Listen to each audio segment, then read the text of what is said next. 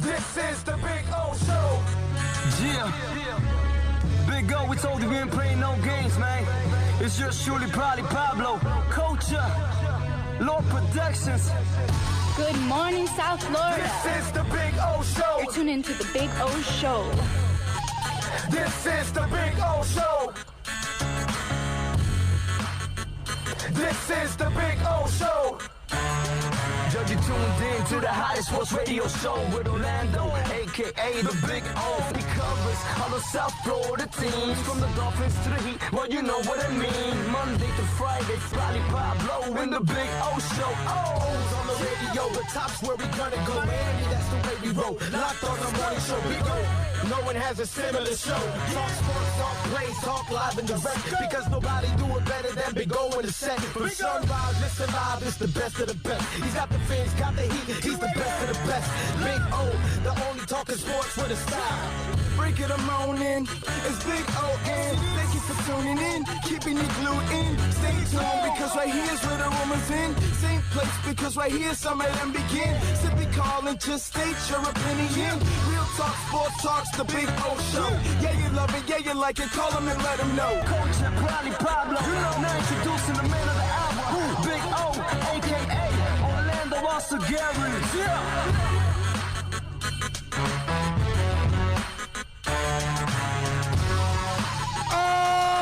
Alrighty, we are ready to rock on a beautiful Thursday. And you know how we do it and how we roll on a Thursday. We're always here at Toyota of Hollywood having some fun and enjoying ourselves like we always do every Thursday. Hope you have some time. You can come on by and join us a little bit out here since we will be out here for several hours. That's you, John Rouse. That's right, John Rouse. That's right, Rouse in the house. You haven't seen him in a while, man. Yeah, no, but he has popped up on the chat board a little bit. So he is still in town, alive and well. So that's all we care about. As long as he's doing good. I see Julius 305 is first in on the chat board there. I like it. Hope you all are doing well. We got some decent amount of stuff to talk about today. Not necessarily a day where it's chock full of juicy sports subjects, but we're creeping closer, obviously, to the Niners game on Sunday. We've got the Heat game tomorrow night. Will it be elimination? We'll see. I'm almost like bracing myself for a really tough weekend. Because I'm kind of bracing myself for the Marlins to get either eliminated today or tomorrow. You know, they're not going to win 3 straight on the Braves. I'm sorry. I give them a chance today because Sixto is pretty good, and maybe he can, deal today. I mean, yesterday, it wasn't like they got a bad outing out of the starting pitcher. I mean, dude just allowed 2 solo shots. That's it. I mean, Pablo deserved a little bit better than that, but unfortunately he didn't get the run support. So I'm kind of afraid of that. The Heat also, I know they're going to try to stave off elimination. Lakers are pumped up. They're going to wear their Kobe jerseys and all that stuff. So we'll see if they eliminate Miami. I don't, I'm looking forward to the measuring stick, but I don't really expect the Canes to beat Clemson. I'm actually just going to be happy if they're competitive. What I don't want is an embarrassment. Like my hope for the weekend coming up is really the Dolphins and the Niners. That's really like my hope for the weekend. It's all in that one basket. Yeah, pretty much. Well, wow. and Inter and Houston on Saturday at 5:00, which will be an interesting Saturday because you and I are at Caneswear from 10 to 12. And then I've got the game on Friday afternoon, actually, like a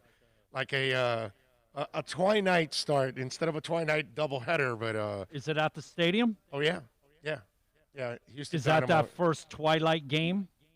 Yeah, actually. I think so, right? They've all been 7:30s. Yes, actually, and in a couple of weeks we have a 3:00 game. That's the Heat's still there. I love it. Yeah. I love those games. Yeah, let them boil. Let them utilize the atmosphere. No, you get out earlier, bro. You go home earlier. It's all about me, bro. It's not about it's not about them. It's about me, bro. I like those earlier starts, man. Like last night, we had a 7 o'clock start.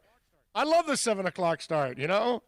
It's awesome. You're done with the post-game show. You get home at what, 11? No, I was at 10-something. I was home. I was able to Were you speed talking the post-game show then? No. Your regular talk, speed? Regular, yeah. It's, Okay. it's a regular half hour. We added phones to it and everything. So we activated the 888 number also. So, yeah, everything's moving in the right direction over there. Is so, that thing not awesome right there, bro? Oh, yeah. No. Hold on a second. I got it. What we got a canary yellow Supra here today. You know, I tell you all the time, they've got the largest selection of Supras here. I mean, well, they've got 1,500 cars and trucks, but there's a yellow Supra, there's a red Supra, and the blue Supra right there. You see? Blue, yellow, and red over there.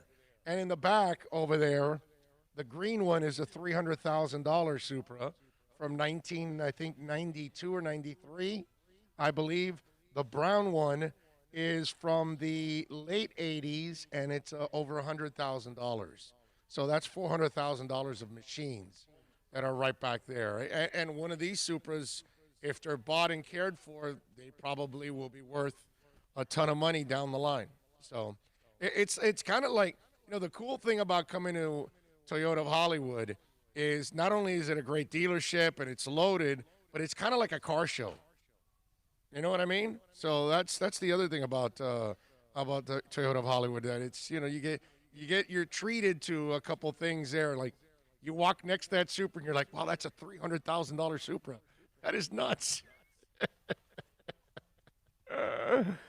John Rouse says, what's your guys' Big O show? Oh, yeah, no, that's my fault. I forgot the banner today.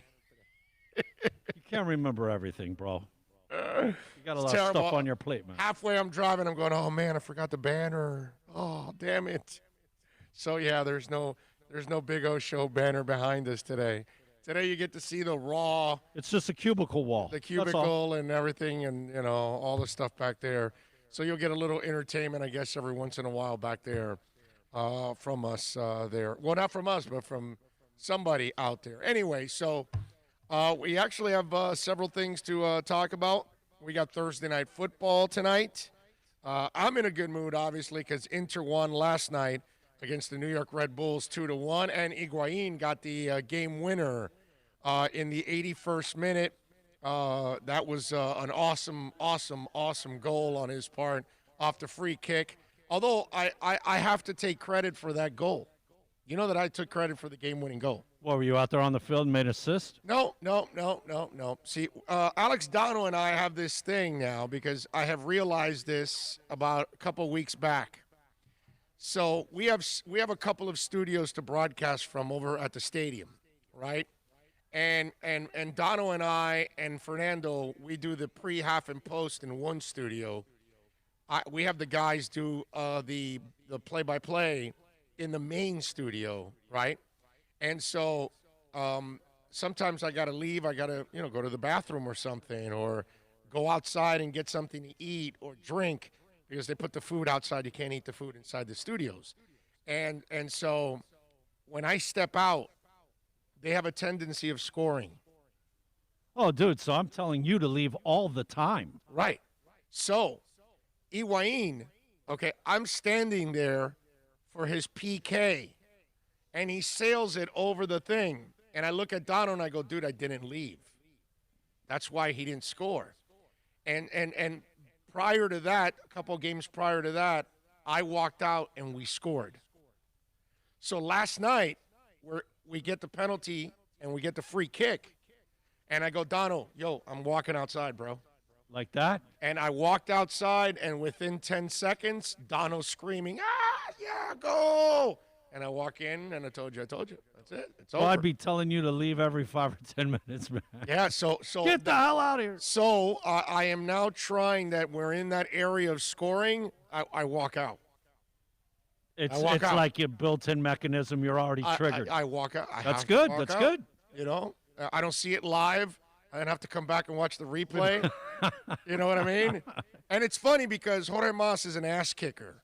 Because even in the third level, when I walk out, I'm in a little hallway before you get to the main hallway. The main hallway has got TVs all over. So I don't walk out to the main hallway. I stay right in the little hallway. So I'm not watching the television. So you're not even, it isn't even about live. It's about not seeing it at all. I don't want to see it. No, because if I'm watching it live, then I'm watching it on TV too. It's the same thing. So I'm like, okay, so I have to stay right there. And when I stay right there, that's it. We scored. And so hopefully scored the game winner. Hopefully witnesses no goals and sees a bunch of them on a replay. On a replay. That's it. That'll work. That's what I did last night. Hey, man. Like, way to work for the team, brother. I got to take it. I got to take it for the team, bro. I got to come through for my team. And then I'm driving home last night after the win. And can I give a lot of love, a lot of respect to Hard Rock Hotel, okay? I sent you the tweet. Bro. That was I'm driving. Goosebumps right now. I'm driving, and the freaking guitar is dressed up like Eddie's guitar. Kramer guitar, that is. I posted it on Instagram, on Twitter, on Facebook, all that. I posted it last night on Twitter. I forgot to put it on the others.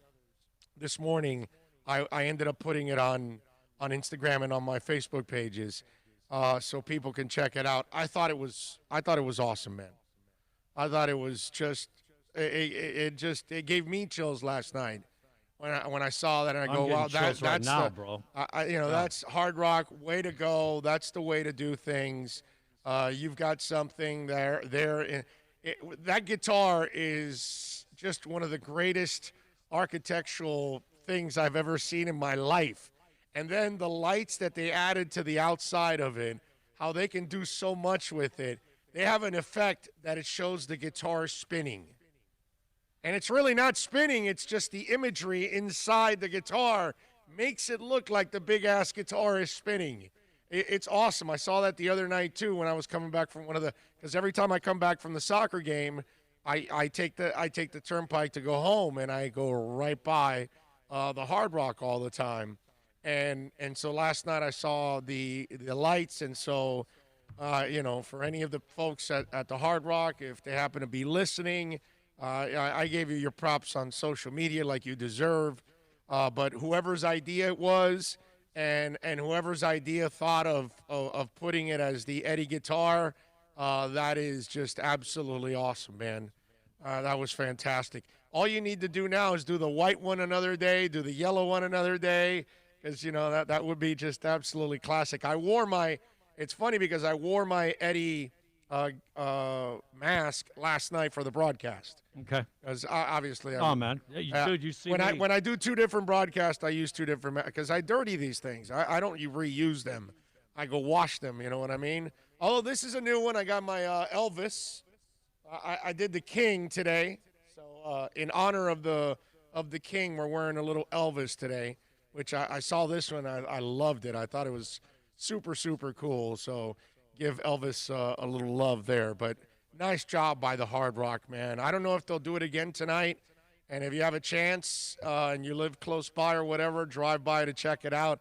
I don't know if they're going to do it, but you should be Van Halen it because I'm thinking I'm doing it through Sunday. Yeah, no. At least through Sunday. But you see, I'm sporting tomorrow again. Yeah. I'll be sporting the next day. Obviously, because of the Canes, we got to go Kane, and then we'll go Van Halen later. Yes. And speaking of Canes again, we're back at Caneswear, and we're going to be there on Saturday morning from 10 to noon over at Caneswear. So if you happen to be in the area on Saturday, we're going to give you a Saturday show too over from Caneswear. So we'll hint, Nico, hint. Yeah. That's right. That's right. So if you happen to be in the area, come on by and say hi. We'll be out there for a 2-hour gig between 10 and noon over at Caneswear. Looking forward to that one. I like it. I saw and it broke yesterday, and we kind of talked a little bit about it. And let me tell you something. I don't. I for now the Dolphins are planning on their game on the 24th to stay where they're at right now. But I just want to, the fact that DeSantis approved that the Bucks and the Jags and the Dolphins can actually go out and have full capacity stadiums. I got to tell you something, man. Our leaders are about the most irresponsible people I have ever seen in my life. And, this whole thing, this pandemic, I mean, look at the White House. It's a joke. The fool doesn't take it serious, and he and a whole bunch of other people now have caught it. And I think there's one Secret Service guy that's like seriously ill because he caught COVID. Because obviously, you could tell the mess we're in when the dude at the top can't control it in his own house. You know what I mean? That's all you need to know right there. And then obviously this guy here that runs the state is a puppet to Trump. And to be as stupid and ignorant and irresponsible to tell the football teams that you can go ahead and have packed stadiums when we still have we're in the middle of a pandemic, dude. And the cases are going up. They're not going down, they're going back up again. And now we're going to get into the winter months. So to me, this is like it's really amazing to me, and some people how they follow and they don't realize that they're putting the public at risk. It really is baffling to me. And so far the Dolphins have said that on the 24th they're staying with 20%. It'll be interesting to see if when they go to full, or if they ever do go to full, or are they at least respectful enough to say, you know what, not the smartest thing for us to go full. Let's stay where we're at 20% because it's still a public health crisis right now. But to open up the stadiums, dude, I got to tell you. Could you see them setting up tables and signing liability waivers? I don't know. Before entering? Maybe. To push up, hey, we'll kick it. We can make the money, but you know what? We're going to get written in writing if they signed off on it. You look at the 20%, it looks responsible. It does, yes. People are spaced out and all of that. Come on, man. There's no way you're going to be. The fans are being more responsible than the baseball players. You see on the bench, they have those lines. Don't sit here, don't sit there. Man, them guys are sitting all over it. The 20% stuff is super responsible. I think they're doing it right there. But when you go 100%, you don't have enough security to keep. A whole bunch of people are going to not wear masks. I just went to McDonald's, 2 people walking out without masks. I think they told them, hey, we can't serve you. And they walked out. They were the only ones without mask. Husband and wife. And it's like, and so can you imagine 65,000? Do you think they're all going to wear masks? And when you're 65,000, they can't track everybody. So there's going to be a bunch of people sitting, and they're going to be screaming without masks and all that. At a minimum, 15, 20% are just going to not wear a mask just to not wear them. That. Right. Break the rules. Got to do it. Right. Yeah. At least, I'm saying minimum. It may even be more. Yeah. I mean, just crazy because I don't mind the 20%. I think that's fine because you are able to space it out, and the people that are sitting together are the people that know each other, and that's fine. You buy your groups of 2, 4, 8, whatever, and you're sitting in groups together. I have no problem with that. I've seen the concerts with pods. I got no problem with that because you're only sitting with your people and you're separated, and so that's good. But once you start putting people on top of each other, why do you think New York had such a problem? Because they live on top of each other. We don't. We're spread out. We get to drive in cars. These people are packing in subways, and they're walking along the streets in New York City all packed. That's why when you get a pandemic in a place like New York City or Mexico City or, just a place that's overpopulated, a pandemic's going to spread like wildfire. That's the one It's city. the perfect environment. Oh, yeah, man. no. New York is the. You're the constantly within a minimum of 6 feet. You're You easy. walk out on the A sidewalk. foot. Yeah, that's what I'm saying. Dude, you're running into people in New York. Yeah. It's crazy how New York is, man. You know what? So that's why, I love when people pick on them, and yeah, they mishandled their nursing home stuff because we realized how bad it was for old people. But all those people that caught it there, dude, look at the environment you live in. New York is the worst one out of all. Just all open your the door and walk cities. outside, and you're in it. Yeah, you're done, bro. And so I find it just what DeSantis did. I mean, all these things. That guy's given more reasons to everybody to make sure you don't put his ass ever again in office. Does this also apply to a place like the Swamp? I'm guessing that, because everybody. Oh, everybody. No, they Can gave. you imagine? They gave Because I'm permission thinking to of the Jags, Bucks, and Dolphins. I'm thinking of that environment specifically in Gainesville. I mean, obviously Florida State's down. I don't know how many people are going to go watch Florida State, but right now, No, they still the go. Swamp. Even though they suck, they still go. But you know what I'm saying. What's there to do there, bro? Well, you could go to the Capitol You go to Gainesville and yell at you DeSantis go to on the Gainesville, steps. Gainesville and Tallahassee. The schools are the main town. attraction. Yeah, that's it. They don't have anything They're else. college towns. Yeah, they're college towns. They don't have anything else. You could go to the Capitol, though, and yell at DeSantis. You are in Tallahassee. Yeah, you could. Not that it would do any good. But Do it with a mask at least. I'm just thinking that Gainesville environment, the Swamp, college. Can you imagine that place being packed? How that would that'd be like a mini Sturgis, okay? Yeah. Yeah. Crazy, man. Crazy stuff. All right. Ray says, upper deck and lower decks, the seats are 2 inches away from the person next to you. It's called pathetic puppet DeSantis.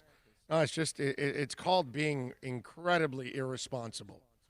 That's what it is. I presume sane people are not going to go to full stadiums right now.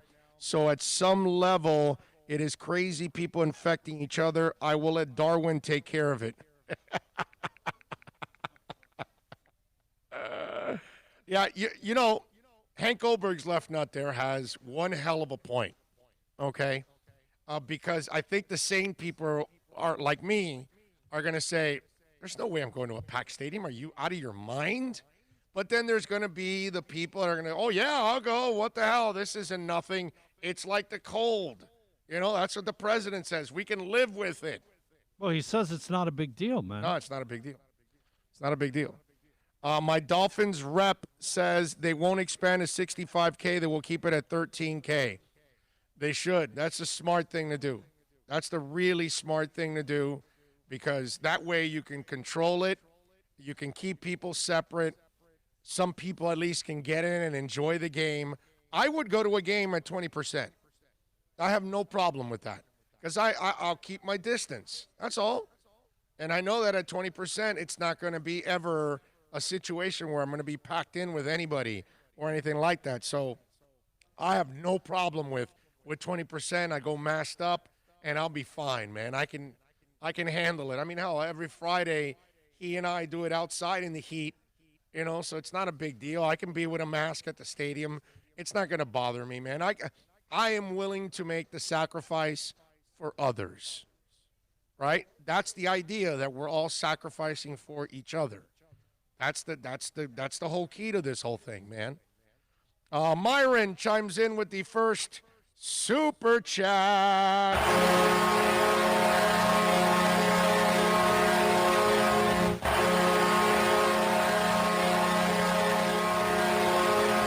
Oh, I knew this was coming.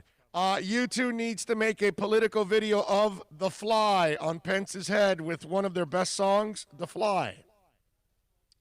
That fly will live forever now. It doesn't matter if it gets swatted in the next couple of hours by somebody. It doesn't matter if a lizard eats it. That specific fly is going to live forever. That thing hung on his head for over 2 minutes. Okay?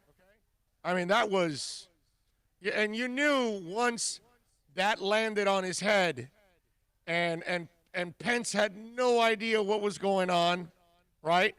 Nobody's telling him he's got a fly on his head, right? Well, obviously Kamala's not going to say it.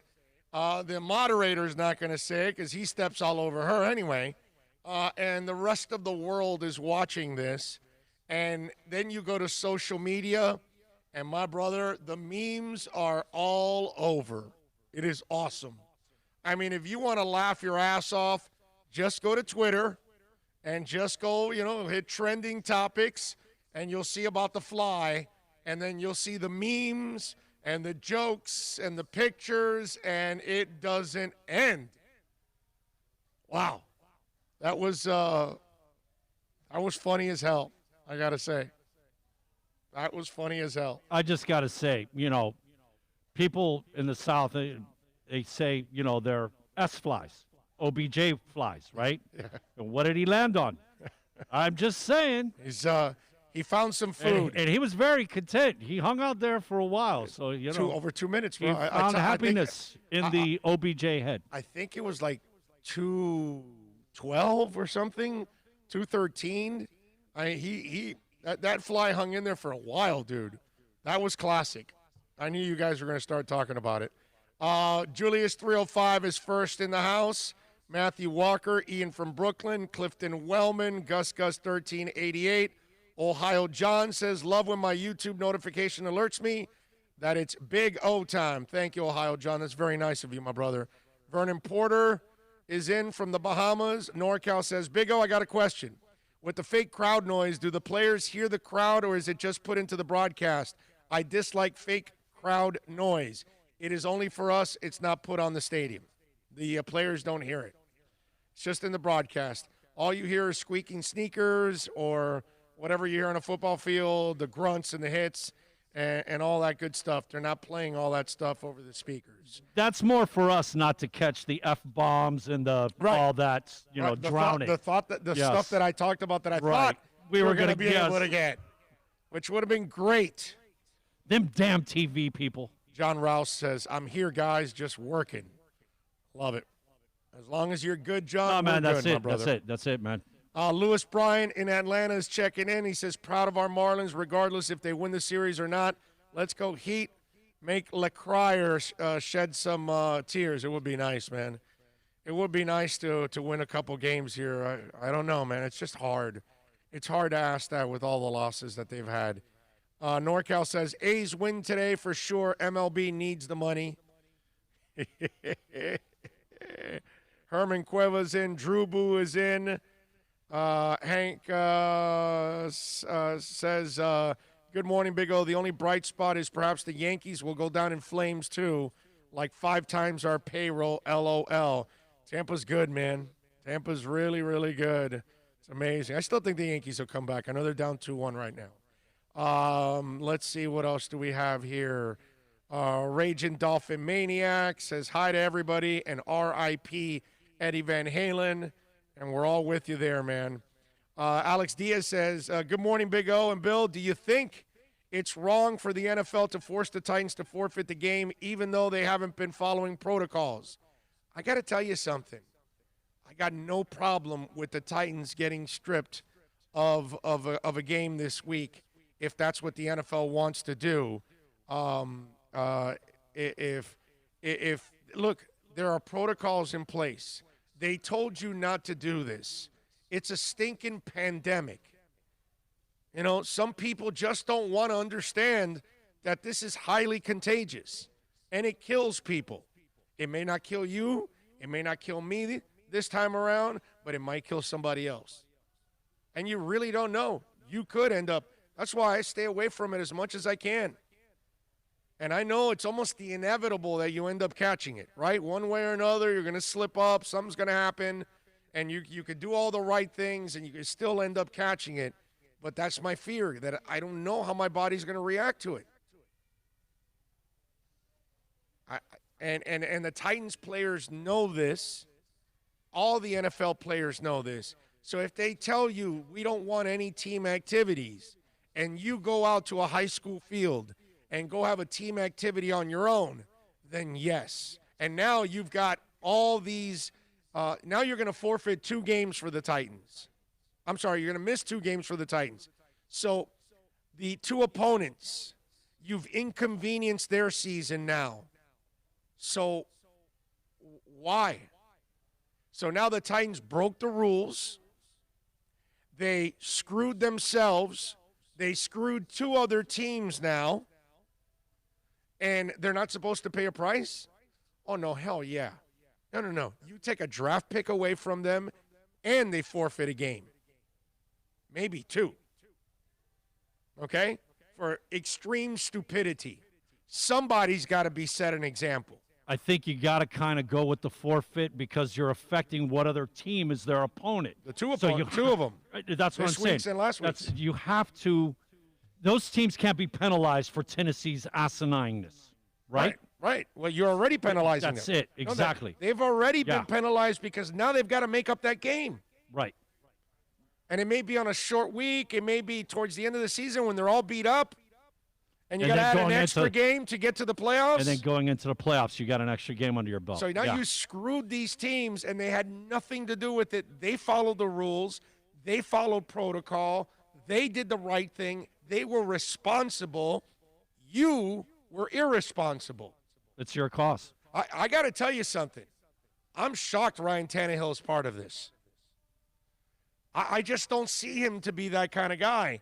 Now, I guess he's turning into that guy that he wants to be chummy with his teammates, but you got to show leadership, too, in these kind of situations, and you got to not be a Neanderthal. And listen, I may never think that Ryan Tannehill will ever be a franchise quarterback, okay? He'll never be able to carry a team. I'll never believe that. You're going to have to show me that, okay? On his best day, he's still a facilitator. But he's not a bad dude. I don't look at him as a guy that would make really stupid decisions. And now I got to look at him as a Neanderthal, like a lot of football players. Oh, no, let's go have a practice in a protocol in the middle of a pandemic. I mean, so I'm shocked, whether it's Tannehill or anybody else that's involved. All those idiots should be forfeited the games, and they need to take away a draft pick or two from the Titans. I don't know where, 7th rounder, 5th rounder, whatever. I'm not saying a first or a second because they're already forfeiting games. But you got to take away a draft pick too. Somewhere in the compensatory area. Yeah, you need to make him hit like 4th round. Because this way you penalize both. One, you by forfeiting games, you penalize the team now that's here, the players now, the draft pick. You penalize your front office and your ownership group. Why? Because they didn't police their players. Because they don't have players that are following. Let me ask you something. If they say don't practice, do you think Heat players are going to practice somewhere behind Spo's back? No. That's not going to happen. They're not going to do something that Riley doesn't want them to do. Okay? Because the organization's first, and they are in charge, and they set the tone for anything. Right. It goes through them. That's it. And so players with the Heat know that when something happened, we still don't know what Green was on 3 years ago in that hotel lobby. Nobody knows. And those players in the locker room know. Nobody knows. Never gets out. That's the Heat. Players follow the rules. The Titans, their management, their coaches, obviously, they did not have the proper respect of their players. Or they said, well, guys, if you want to work out on your own out there, I didn't tell you or whatever. Maybe they also egged it on too. So that's why you got to take away a draft pick, and that's why you got to forfeit a game or both. I don't mind. Yeah. Why should I have any sympathy for the Titans? Why? Why should I have sympathy for stupidity, ignorance? No. Stupidity and ignorance needs to be dealt with, and that's what you got to do. That's all. Simple. Not plus, you have to set a precedence. I am shocked. Like, the way I look at Ryan Tannehill, he's the dude that, you and me were skipping 4th period to go get something, And No, we weren't. And Ryan. No. We By the signed re- our names on the list, and we went out and grabbed the camera, and we were taking candid shots of Okay. seniors. All right, but We were not skipping. but Taking advantage. Ryan would be the guy who would say, no, dude, I'm going to stay in class. That's kind of how I figure him. Like, he's the good kid in class. You know what I mean? Well, obviously, not anymore. He's been corrupted since he went to Tennessee. Obviously.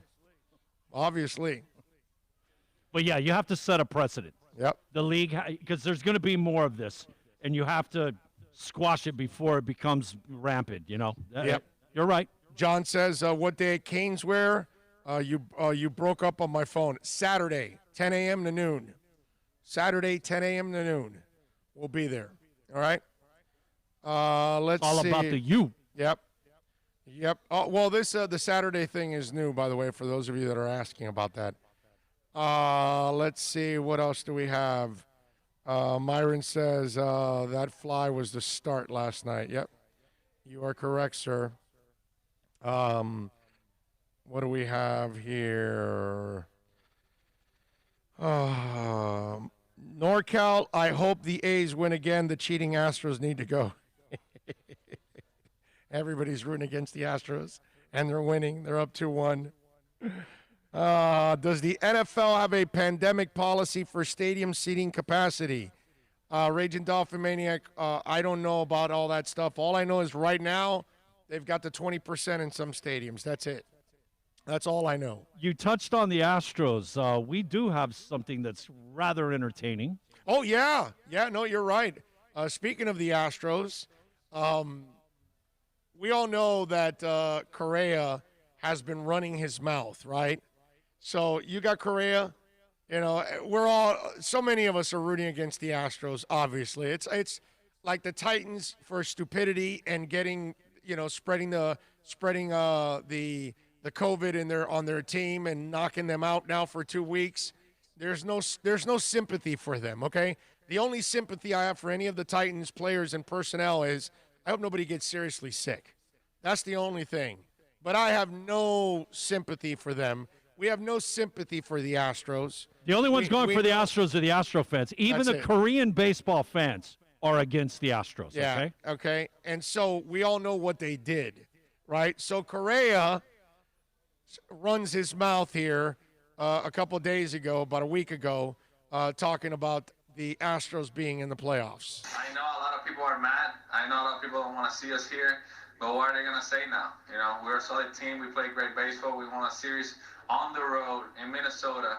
So what are they going to say now? Well, we'll say is you're still a bunch of stinking cheaters. You had an under 500 record, so it's not a big deal. We still hate you. We still want you to lose. We'll want you to lose next year, and your arrogance will turn us off even more. But I got to give my man CC Sabathia a little love, okay? I'm not a Yankee fan by any stretch, but I do like that Sabathia let Correa and the Astros have it. I just have to read this quote because I know, we have obviously a lot of baseball fans who listen to the pod. And this is after this last series, Carlos Correa. People are mad. People don't want to see us here. What are they going to say now? We're a solid team. We won a series on the road in Minnesota. So what are they going to say now? Hey, Carlos. First of all, Carlos has become. I loved Carlos Correa coming up. His cockiness has become intolerable. It really has. They cheated, and then they're mad. Walk off and get what? Get the out of here. It's a fucking joke. And then you finish under 500 this year. Like, shut the up. Exactly, man. The kid's a clown. No holding back by CC there, huh? I love it.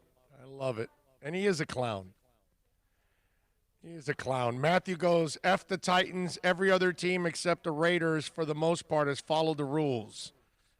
The only problem with the Titans forfeit is that it gives the Bills a free win over a worthy opponent. That hurts other teams competing for the playoffs, not the Finns, unfortunately. No, you're right. But again, it's one of those deals where then what do? You allow the Titans to cheat, they infect themselves, and then we allow them to recover and then possibly win a game that they missed because of irresponsibility. You know what I'm saying? And you got to drop the fan stuff. Listen, drop the whole Buffalo thing. Dolphins aren't competing with Buffalo this year. Okay? Who was it that said that one? Hank Goldberg. You let it go, bro. Let it go. I get it. You're a Dolphins fan, but you can't act butthurt because the Bills get a win. The Bills are way better than Miami right now. Those are just the facts. Okay? It's their year right now. They should win the division. We have no say in the division this year.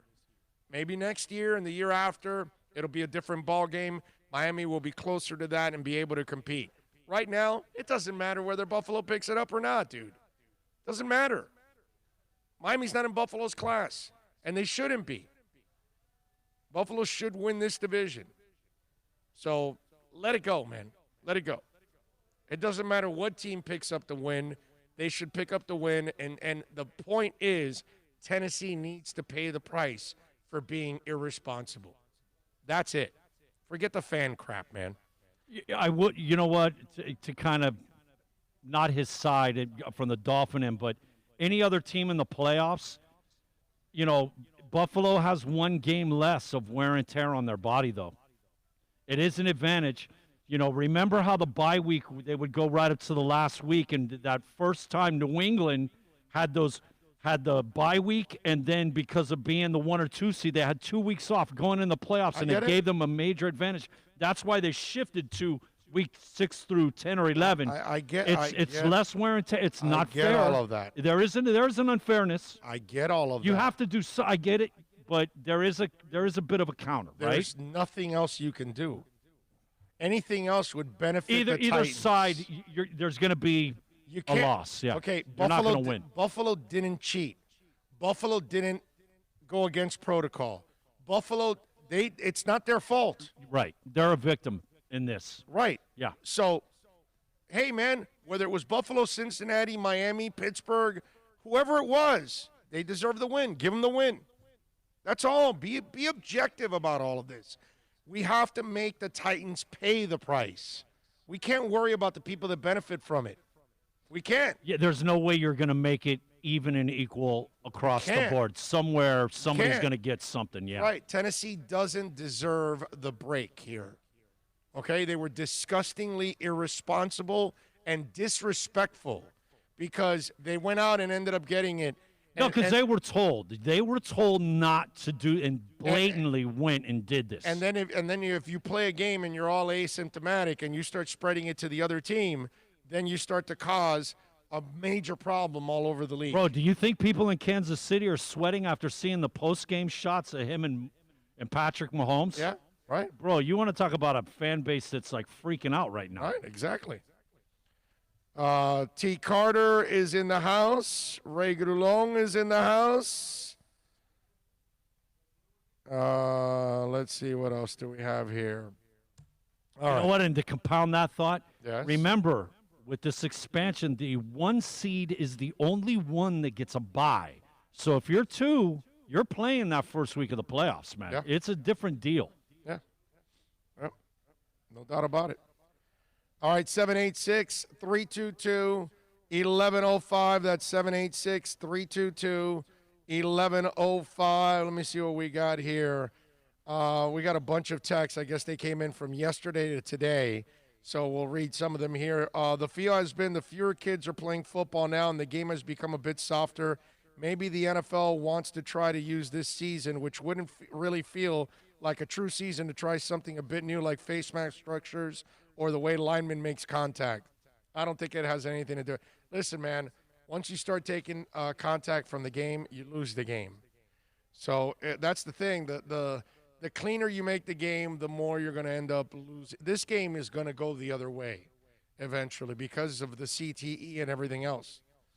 You know? Eventually we'll be playing flag football. Is there a two-hand touch anywhere? Yeah, I think the future is basketball and soccer. That's what I really feel is the future in this country. Those are the two sports that are going to dominate. 30 years from now, those are the sports that are going to dominate in this country. Well, I think football will fall down eventually. It won't be the monster because less and less people will end up playing football because less and less parents are going to put their kids at risk that way. It just seems like that's the direction we're headed in, because we're watching all the damage it does to their bodies. And, it's something that these guys, that when they go through it, a lot of them don't regret it. They'll do it all over again. But the problem is, if it starts from when you're young and they don't allow you to play when you're young, by the time you get through high school and then you want to play, it's too late at that point. Because there's no way you're going to get the college scholarship once you're done with high school and you haven't played football. So it's just, I fear football a lot down the line with a lot of the stuff that's going on. Do you not feel like football, to me, man, being a Bear, and back in the day, the Dalton man hitting. Yeah.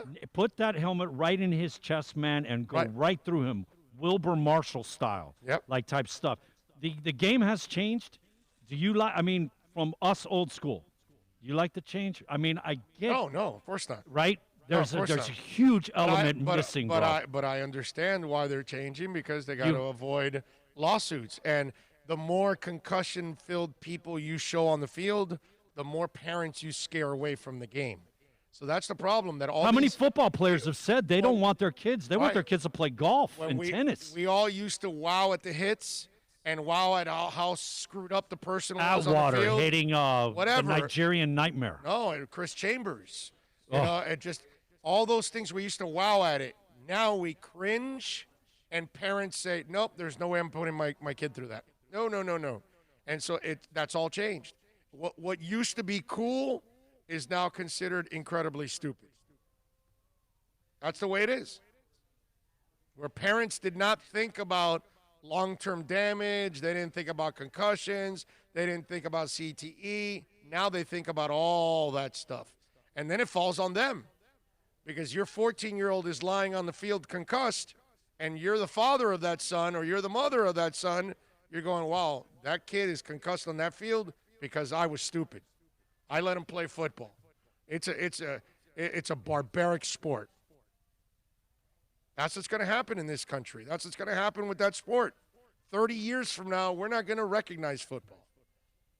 It's just not going to be the same. Basketball will continue to rise because it's an international sport now. Soccer is the number one sport, and we're catching up to the world with soccer. So I believe those two will be the ones that really take the lead when it's all said and done, because I fear, baseball is boring and slow, so they're already, their fan base is dying because it's all old, and they're not picking up enough young people. So that sport is already burying itself. Hockey is a fringe sport. It's a niche sport is what it is. And I think that's what it'll stay, too, a niche sport forever. Football, obviously, is the big dog, but because of all the health issues, I think that's going to be a problem for them for a long, long time. Hypothetically, if Tua started this weekend, what would you say their record would be? My take is 1-3 at best. Fans are ripping Noah. Will they rip Tua when he they'll rip Tua too, bro, for sure. And I don't know what they would do hypothetically, because I don't know what the kid is going to bring to the table. I have no idea. He's a youngin', man. He's a rookie. He might be fantastic, and he might run into a wall like a lot of rookies do. So in other words, the bitchers and complainers are not going to stop. It's going to always be that way. Yeah. There's going to be people that don't believe, even in Tua already from the get-go. Heat will be kicking themselves losing Game 4 like they did. Many chances to put the Lakers away. Yeah, no doubt. But they're not an experienced team, and they haven't been together for a long, long time. The Lakers still have the two best players on the court, and they've got two superstars. Miami doesn't have one. It's a huge disadvantage. Damn, could my Heat have used Dragon to seal that win? Games like last night is where they miss him the most. Let's see. Well, we said it yesterday. If Draj and Bam are healthy, there's no doubt in my mind we win 2-3 and 4. We're up 3-1. From your podcast on Monday, I have to side with Bill about his teams he roots for. Unlike you, Orlando, he keeps rooting for his teams. You left the Phillies for the Marlins. Shaking my head. Dolphin Jeff from Long Island. I love Jeff backing me up, bro, because you have dished me so many times with that. I did the right thing. I support my hometown I'm teams. all local, and I have my Yankees that are from birth. I got that from birth. And my Bears that were 4 years old watching Dick Butkus, my dad being football coach, blah, blah, and that. And I've never given those. That's it. Everything else is local. All this crap about everybody, man, that's not true.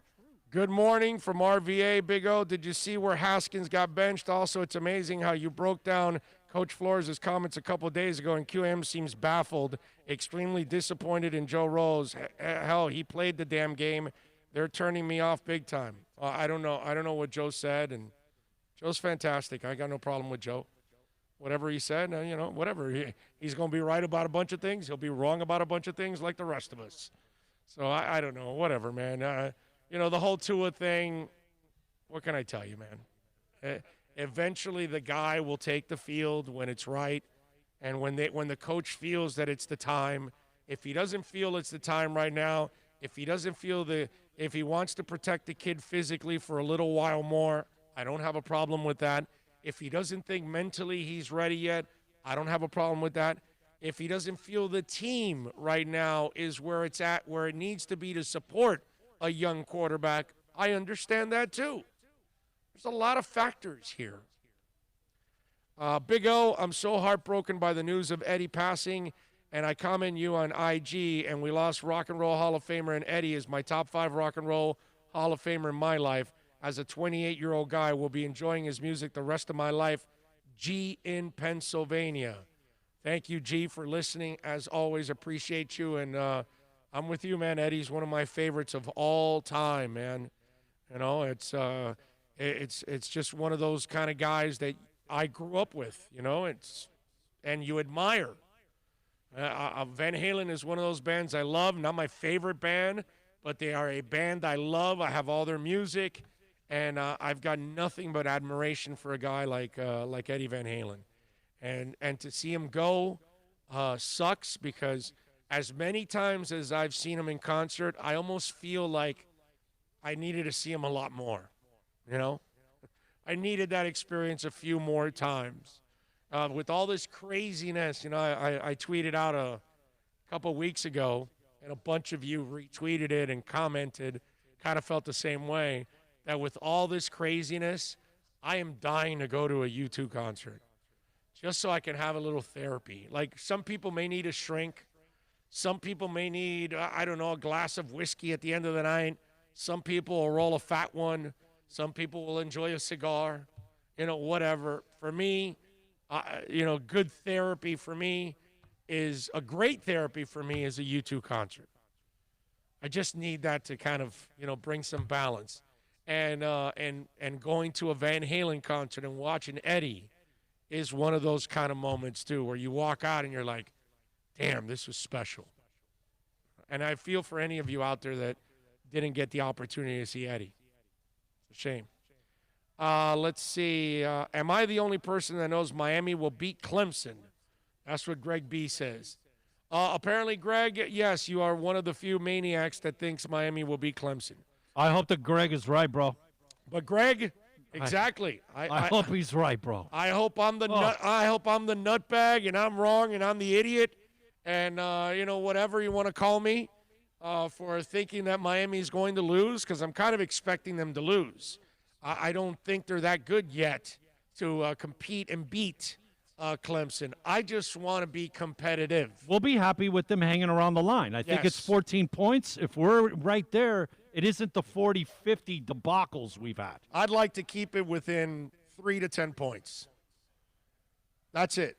I don't want to be losing by 25 and they let up and you pick up a couple garbage touchdowns on the back end in the last 7 minutes of the game and you end up winning by, losing by 10. I'm not going to feel good.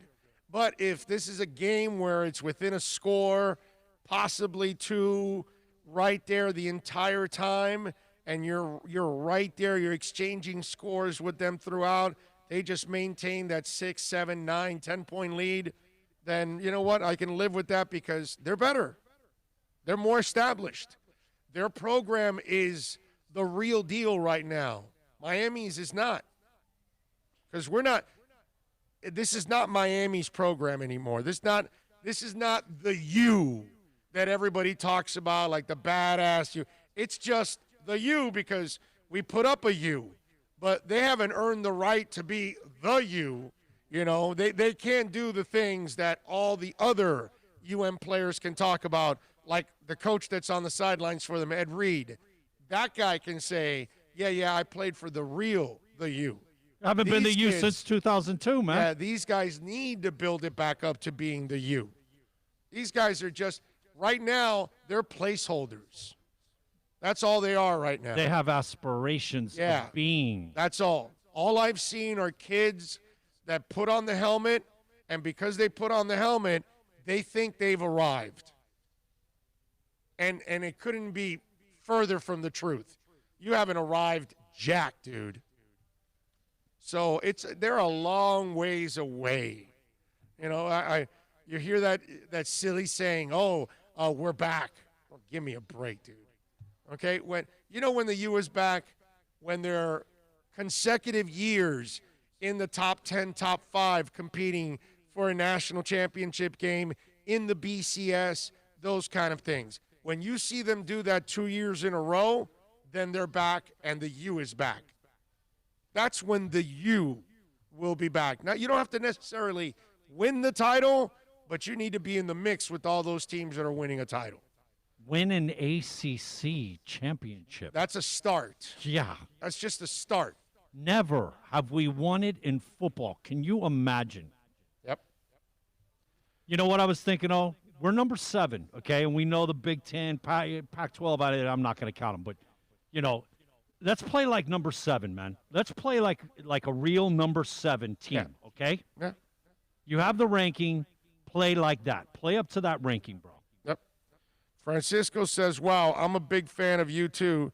Since 1988, that's that they get the Joshua Tree cassette from my father. I went to 5 of its concerts, and you're right. I still want more. God bless you, Bill, and the staff. Thank you. Appreciate you. Let's see. Miami Kid J says, a part of me would like to see Tua start, but I'm behind the coach's decision. The time will come sooner than later, in my opinion. Do we have his press conference from today already? I was just going to tell you that it's chopped up and ready to go. All right, let's do that. Let's take a quick break here, top of the hour. We got 1 hour down here on the program. We're going to come back. We're going to play the press conference for Brian Flores. We'll break down his comments like we normally do.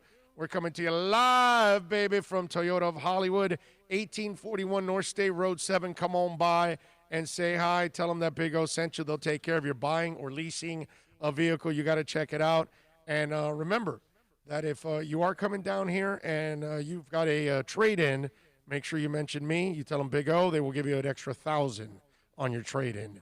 So if you're looking to buy or lease, come on in to Toyota of Hollywood, and you'll get an extra $1,000 on your trade-in when you mention yours truly. Let's take a quick break. Back with Brian Flores and a bunch of other topics to talk about right here on The Big O Show. Hey, it's Big O. For all of your CBD, THC, or hookah needs, you got to get on down to VSS West Pines at 12397 Pembroke Road. Yes, they have got legal THC. You've got to check it out. And they've got, of course, when it comes to CBD, flower, tinctures, edibles, for all kinds of reasons, whether it's pain, stress, anxiety, you name it. And don't forget, when you mention my name, you'll get 20% off. Tell the boys out there that I told you to get on down to VSS West Pines, 12397 Pembroke Road, and call them 954-613-3367. Legal THC, CBD, all of your hookah needs. You go to VSS West Pines. Are you tired of watching the same old travel videos on the internet? Well, then check out MikeNoGoZones.com. a travel documentary that's breaking barriers. I go to the places that the media tells you to peer, where no one else dares to go. Baltimore, Opelika, South Side of Chicago, and more. Go to MikeNoGoZones.com. Hey, it's Big O for Ejd Construction. Listen, I've been telling you about Eric for a long time now. Custom home builder for additions, home remodeling. We're not talking about a handyman. Maybe you want to redo that man cave. We're not going to a lot of live sporting events. So you want to improve that experience in your man cave? Call them 305-433-4843. Tell them that Big O sent you and go to the Instagram page. You can see the before and after there. You'll be impressed. EJD_construction. Call them 305-433-4843 or go to the website ejdconstruction.com. America's premium sports sedan is at Acura of Pembroke Pines, and this is how we do it. TLX $259 a month, $259 at Acura of Pembroke Pines, the #1 volume Acura dealer.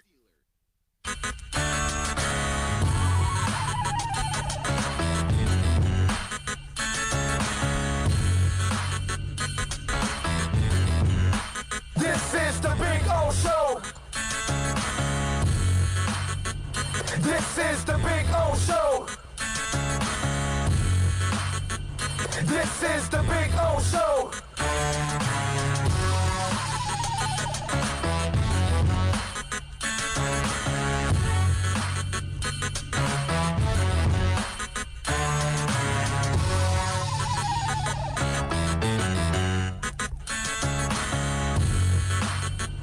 This is the Big O Show. This is the Big O Show. This is the Big O Show.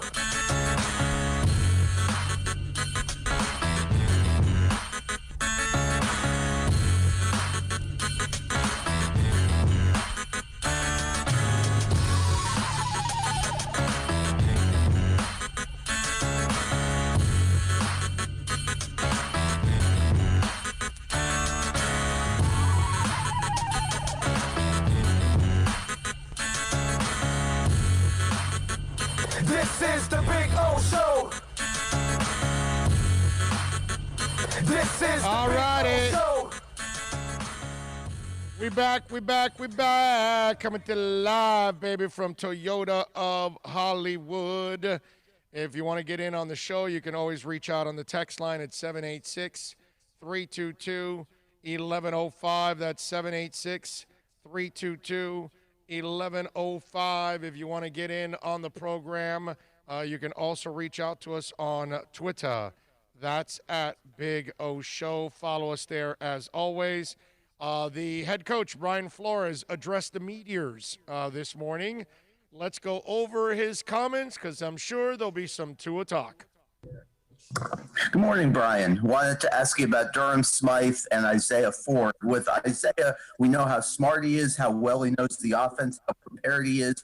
What skill would you say, what physical skill has allowed him to get a more prominent role this year and allowed him to develop as well as he has from a guy who's bouncing back and forth to now a guy who gets a lot of snaps? And with Durham, just curious how the knee injury happened and if you think he was going to miss extended time. Oh, well, Isaiah, he's, like you said, he's smart. He knows multiple positions. He's where he's supposed to be really, the majority of the time. He's dependable, he's accountable, and he's gotten open and made some plays in some critical situations. So, I think he's earned playing time for sure. And I think that would be the key term. He's earned the playing time. We're not giving it to anybody. As far as Durham, again, you saw him on the injury report yesterday. Look, he's working hard to get back. He's already made, a significant amount of improvement over these last 3-4 days. So we'll just, take it day by day. I don't want to put a timetable on it, but, he's definitely working to get back. This could be, hopefully as soon as possible. Now, let me elaborate a little bit on this. First of all, you notice how he says he earned it and we're not giving it to anybody. And that's why the whole Myles Gaskin thing has been played out the way it's played out, because he's earned the right to play ahead of Matt Breida. It's not that they don't like Matt Breida. It's just that they got to give Gaskins credit for improving. Isaiah Ford is a guy, and again, this is what I love about this coaching staff, and also the reason why Fitzpatrick is starting. Fitzpatrick has helped you develop Devontae Parker. Fitzpatrick has helped you develop Preston Williams. Fitzpatrick has helped you develop Gesicki. And he's also helped you develop Isaiah Ford. And these guys are better because the quarterback has done a really good job of getting them involved and making them a part of the offense. And Isaiah is one of those guys that's, come off from the 7th round to the practice squad and really has earned his keep as a slot receiver. Like, he's turned into a guy that I like. Like, I enjoy watching Isaiah Ford play. I'm super proud of him, the way he's come out of nowhere as a 7th rounder 2 years ago. And to be where he's at now, the kid slowly but surely has gone from practice squad to being on the regular roster to now being a regular starter. And again, the coach tries to tell people all the time, okay, Solomon Kinley, you're the 4th rounder. Robert Hunt, you're the 2nd rounder. You're not starting. You're playing well, but Solomon Kinley's playing better, and Jesse Davis is playing better, and we have Austin Jackson, so they're starting. And even though Robert Hunt is the higher draft pick, doesn't mean he's a bust. Means they'll get him in eventually, but right now they're going to put what they feel is the best 5. Not the best, not the most important draft picks or free agent signings. That's what Wannstedt used to do. That's what Spielman used to do. That's what Parcells and company used to do. They would try to justify their picks or their free agents by continuing to play people that either didn't fit the system, didn't deserve the playing time, whatever. And it sends terrible messages into your locker room that the politics are over the logical decisions. And we have media members and fans that don't know how to accept the fact that if the coach says, yo, this guy's playing better, he plays. It's over. You earned the spot. And so Tua probably is not ready to take over because probably mentally he's still making some mistakes like normal rookie quarterbacks. And so they think that with Fitz, they still have a better chance at developing the players around them, running the offense, helping the offensive line, all of those things, where Tua might be learning so much, he might not be able to get everybody, like Rosen. Rosen still had to learn to decipher the defense and make all the right decisions. And so he doesn't have time to really get people involved and all that. He's throwing to whoever he can, whoever he figures out. Whereas Fitz can kind of work things around, and he can assist the offensive line by running and tucking the ball when he's supposed to and all these things. There's a lot of responsibilities going on. And people, some people don't want to understand that Coach Flores and his staff, they're simply playing the people that have earned the playing time, period. And Isaiah Ford is definitely one of those guys. And let me tell you, I'm really proud of Durham Smythe because he kind of came in as just a blocking dude. And ever since then, they've been trying to make him more of a pass catcher too. And they've done that now. And that's really important because now you keep defenses even more off balance. And remember, this coach doesn't want you to be just a blocking tight end. Because now you're putting me at a disadvantage as a coach, and you're putting my offense at a disadvantage. Because now when they look at Durham Smythe, they go, oh, he's there to block. He's not going to catch a pass. We don't have to worry about him. Now you got to worry about him. And that's smart because he could be just a decoy running out, and you got to worry about him. But if he was never catching passes and he runs a route, you're like, it don't matter. They're not throwing to him. They don't take him serious. Good job by the coaches developing Durham Smythe as a receiver, developing Isaiah Ford, and playing the people that deserve to play. Go ahead, Bill. Brian, how optimistic are you that the NFL is going to be able to get through its season? I mean, I think I think if we continue to follow the protocols and, everyone's, responsible, obviously inside the building, but outside the building as well. I mean, it's really a lot of the same things, we've been saying, and really everyone across the league's been saying since, the start of training camp. We got to make smart decisions. And if we do that, collectively as a league, then yeah, I'm very optimistic. It's going to be a challenge, though. I mean, this isn't. It's like I've said multiple times. You can do everything right and still contract the virus. I mean, it's airborne. So again, you put your mask down for a split second. I mean, there's a to drink some water, which you kind of need to do, especially in this environment. Then you're kind of expose yourself. So.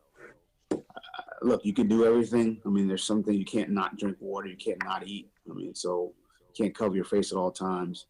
But you got to be as you have to try to be as responsible as you can be. I think our players have done that. I know we've tried to create an environment that's as safe as possible. We're on top of these guys about masks and wearing them, and trying to be smart outside of the building as well as inside the building. So I think if we do those things collectively as a league, and I know, look, I've talked to many coaches and we're all really pretty much saying the same thing. But again, this virus is, you can do everything right and still get coronavirus. One more.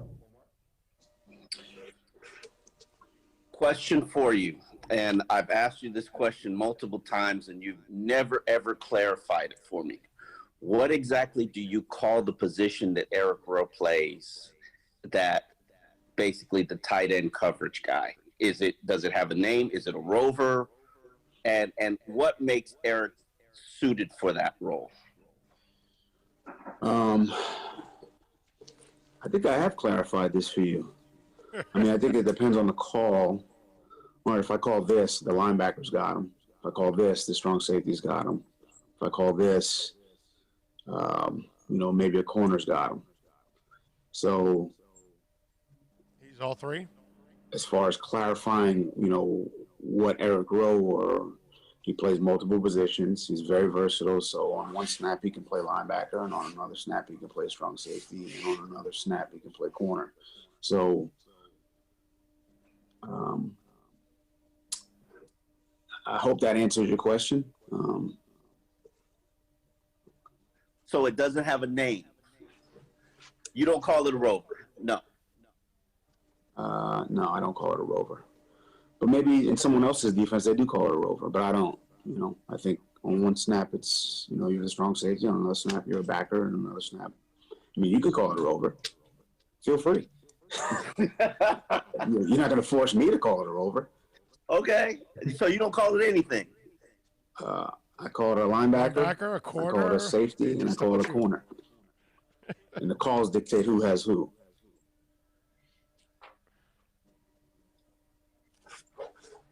All right, we'll go to Travis.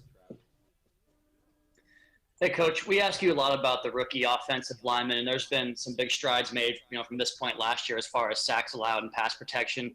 I wanted to ask you, because back in training camp, we would see Eric Flowers come out with his bands and his harnesses and work with the young guys after practice. Just want to ask you, in your estimation, what has Eric Flowers meant both from a production standpoint and a leadership standpoint, getting those young guys brought along? I mean, I think he's played well, through the first 4 games of the season. He's brought leadership since really he's been here. He loves to play. I notice his energy on the field really every week. You guys probably don't see that, but, if there's a big catch or there's a big run, he's really the first guy down there celebrating with his teammates. And I think, that energy is infectious, and it's something I've highlighted in team meetings, already. So, I expect him to continue playing the way he's playing, giving us the leadership that he's given us, and no, not yet. Keep it playing. Helping those young offensive linemen. get acclimated to playing in the National Football League, and just kind of bringing overall leadership and good play to our team. It's this is a great example with Eric Flowers, because I get this thing sometimes from you guys, like there's this thing with Tua now, right? I get fans that tell me all the time, well, we need to go see him. We need to see him for a couple games to see what we have in him. And then we know if we have to go get Trevor Lawrence or somebody else. And I've already had some fun with all of you out there, because I've told you, did you know anything about Drew Brees the first 3 years? Because he sucked. He was terrible. Then year 4, the light went on, and he's been a Hall of Fame quarterback. He's a first ballot Hall of Famer, right? So you're not going to know everything about a guy right from the get-go. When they drafted Carson Wentz, the guy came out of North Dakota State and tore it up for 2 years. Now the last couple of years have been shaky, injuries. This year he's thrown a ton of interceptions. Now you worry about Carson Wentz as he lost his edge. But, man, when you first got him, you thought you had a Hall of Famer coming, right? Here's Eric Flowers. Eric Flowers gets drafted out of the U as a tackle for the Giants. My Lord, he was terrible. Terrible. So all of a sudden, a couple years into his career, he's headed for Bustville. It's over for him pretty much, and they play him at guard. And all of a sudden, his career's resurrected. He finds the place that he belongs. Guard, not tackle. He's better playing in a phone booth than he is on the edge out in the open. He likes the close contact. He feels better in that kind of a situation than he does dealing with the best athlete on the defensive line, because you're dealing with defensive ends. And usually those are your best athletes, unless you're playing with the dude from the Rams. Then you're screwed, because, what are you going to do with that guy? But my point is that Eric Flowers was an absolute waste of a pick. And fans, everybody gave up on Eric Flowers. fans were like, holy crap, this guy was really crappy at the next level. And then now look at him. He's actually a pretty good guard. And he's played pretty well for Miami. And he's physical. And, I like the question that Travis was asking, because you have so many young guys on this line, whether they're starting or a couple of them that are developing. You need guys like Eric Flowers and Jesse Davis, and Karras. You need guys that provide some leadership and some experience. And Flowers, while he's not this 10-year veteran, he's got more experience than some of these young guys. And he's been through hell and back. Jesse Davis has always been the guy that has had to earn everything he had. Eric Flowers came in as a first-rounder. He was gifted it. But gifted with that at the same time, expectations come with that. With Jesse, there was never been expectations. He's had to kind of earn everything. And with this guy, he had to deal with actually not living up to it. And then he was mentally tough enough to survive it, overcome it, find a new position, be humbled enough to say, hey, this is not your spot. You might be better off here.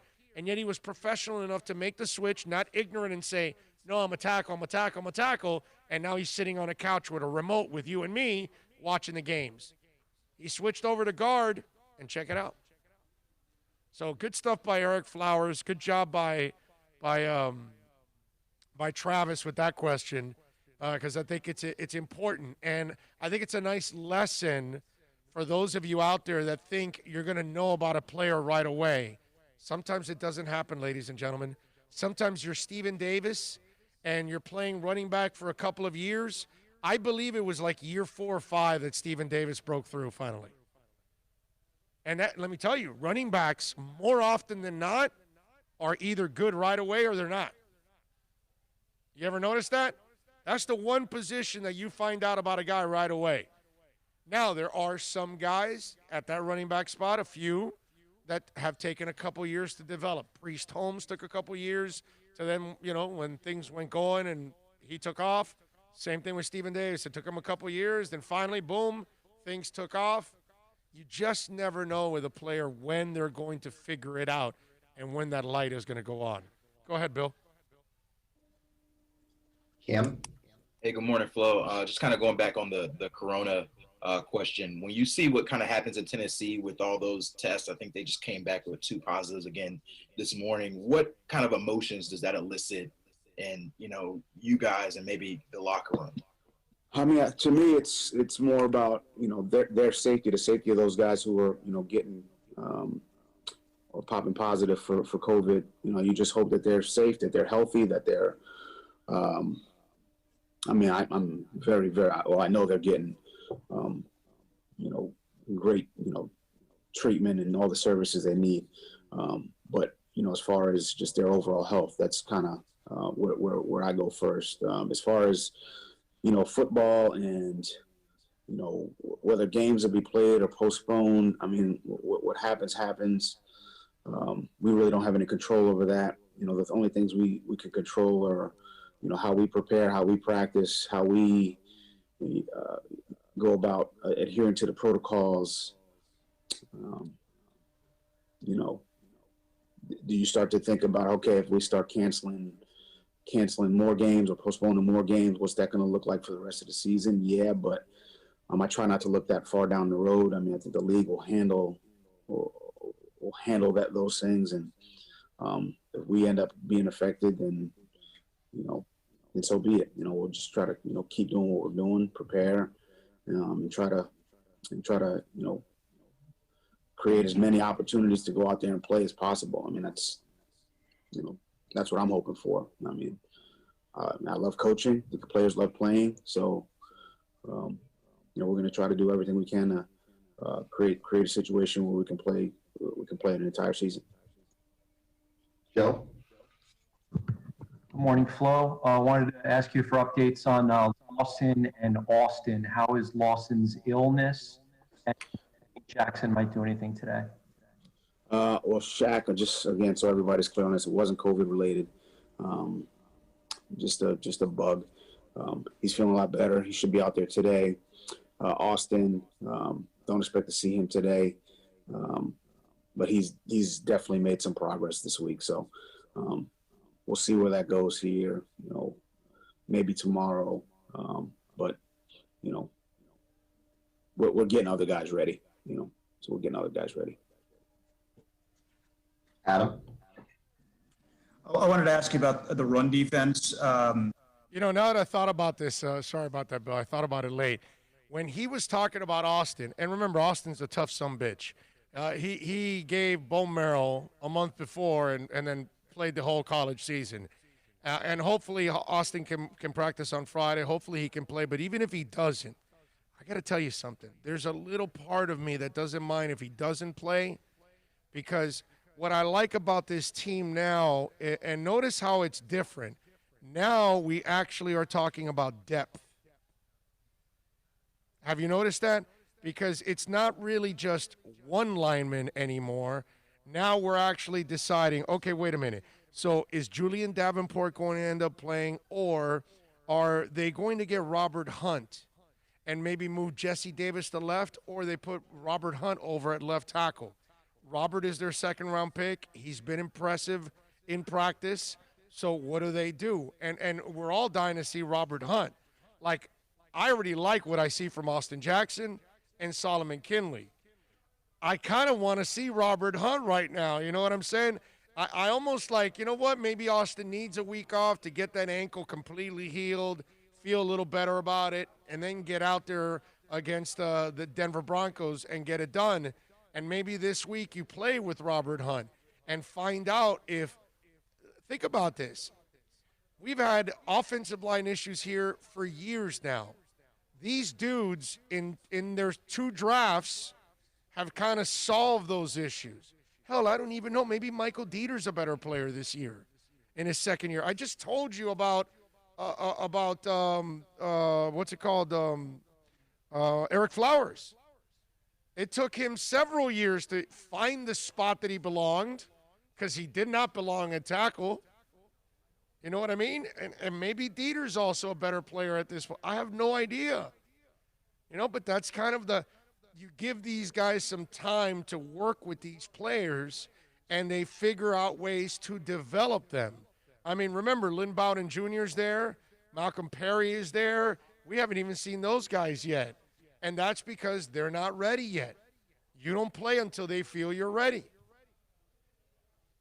But there's a twisted part of me that says, you know, I'm all right if Austin doesn't play this week because I know what he is. I just want him to get healthy, give him a week off, and maybe you'll get a better guy. This week, why not try a little Robert Hunt? Let's see what you got here. Think about this. If you hit on Austin Jackson, you hit on Solomon Kinley, and if you hit on Robert Hunt, oh, my God. When do the Dolphins hit on 3 linemen? When do the Dolphins hit on 2 linemen? When do the Dolphins hit on 1 lineman? These guys are hitting on several? That's good stuff. Go ahead, Bill. The yards per carry allowed, I think, has come down the last few weeks. We've seen improvement, but it probably still isn't where you'd want it to be. How would you assess the status for your run defense? And if there's one thing that's improved, what is it? I mean, look, it can always be better.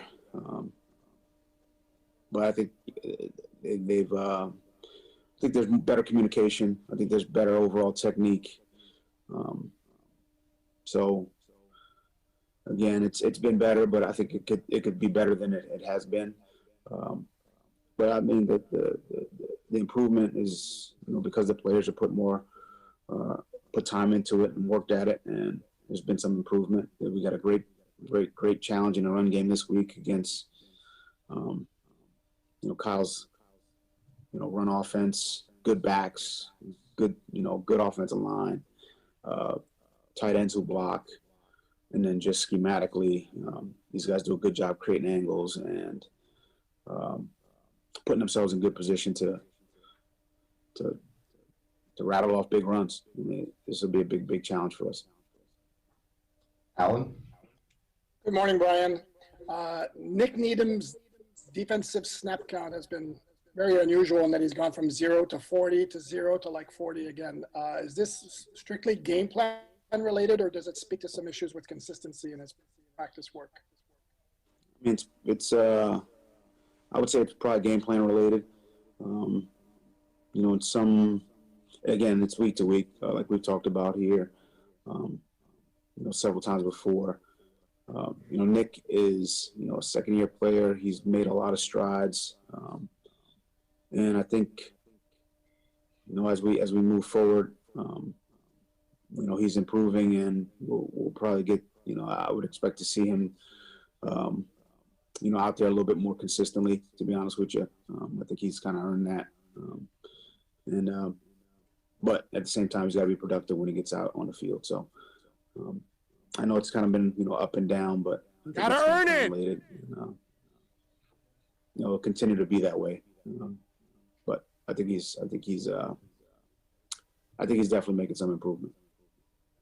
We have 2 more. We'll go to Cam. He's consistent. Hey, Flo, I know we've talked to you a lot about Myles Gaskin and kind of how he got this role.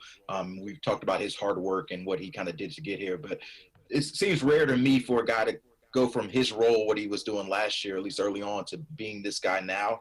And I guess I wanted to see if you could paint a picture of maybe how you've seen him develop in that year 1 or year 2 jump to make him, you know, as prevalent in your offense as he is now. Well, I think you saw a lot of improvement a year ago from, you know, training camp to, you know, being inactive and, you know, let's call it the first half of last season.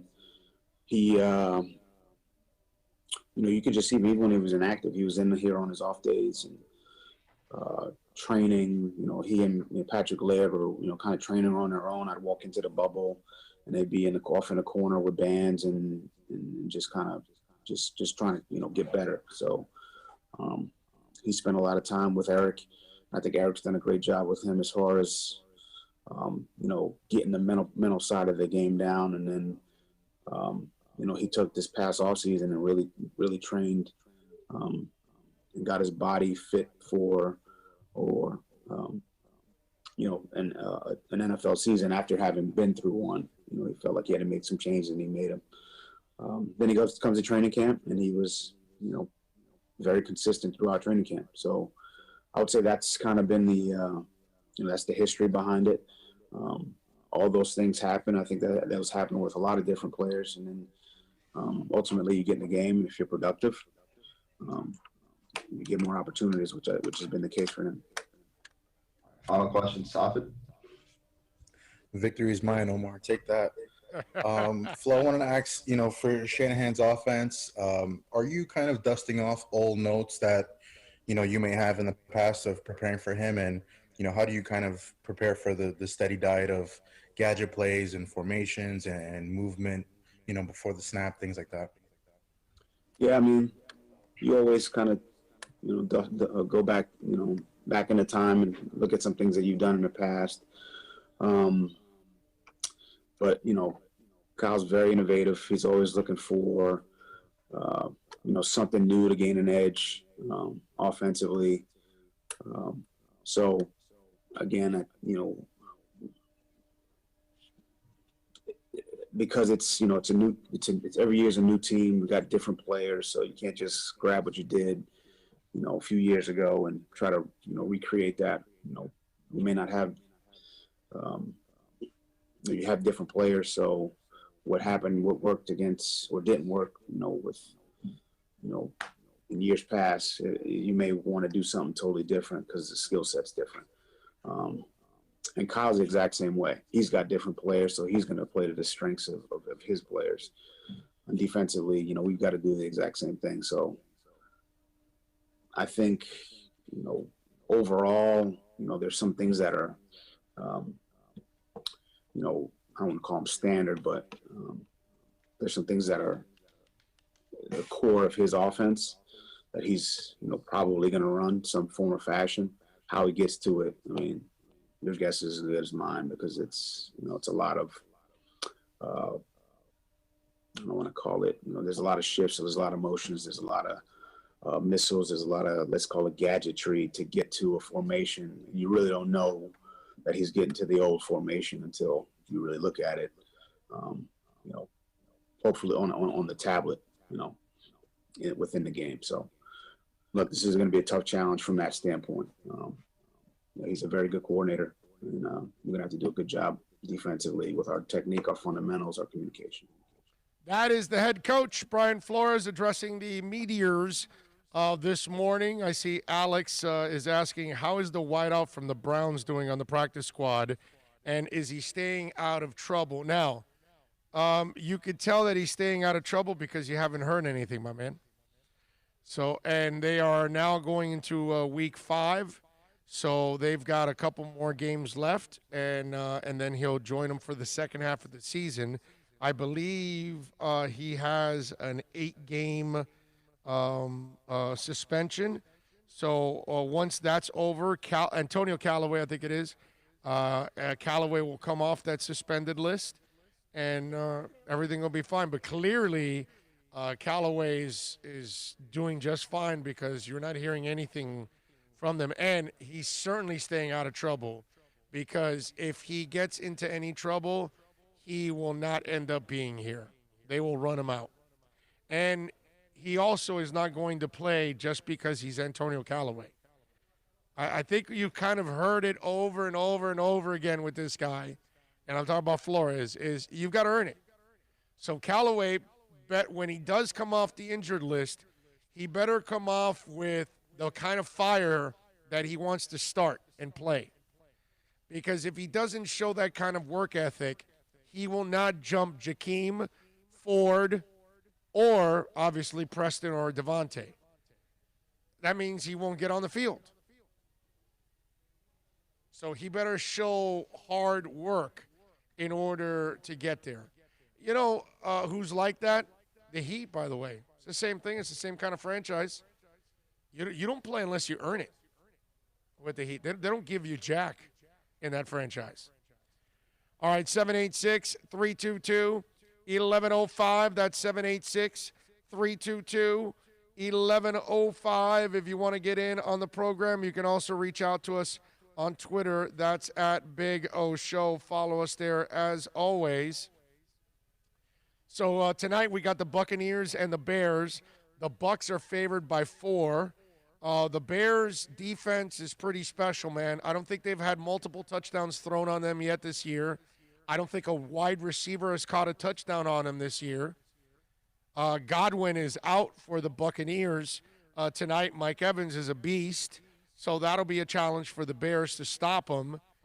This is one of those games where, man, I am torn with the point spread because the Bears' defense, and if Nick Foles can at least take care of the football, I think the Bears could actually be a competitive game. So that's my problem with it. And then the 45 points, man, if the Bears' defense shows up, and I know Tampa's defense is pretty good, I don't expect the Bears to light up the Tampa Bay defense. The question is, can Brady actually get more points on the Bears in all of this? So the over and under at 45, I almost have a hard time going with the over here in this one. If I had to lean somewhere, it would be the under, but I'm not picking it either. I got to tell you, this game, I can't take the over and under, and I can't take the point spread. Because the point spread, I could go either way also. I just don't have much of a conviction. I can't give you a pick tonight, unfortunately, in the NFL. But I am looking forward to it because I get to watch, no Heat tonight.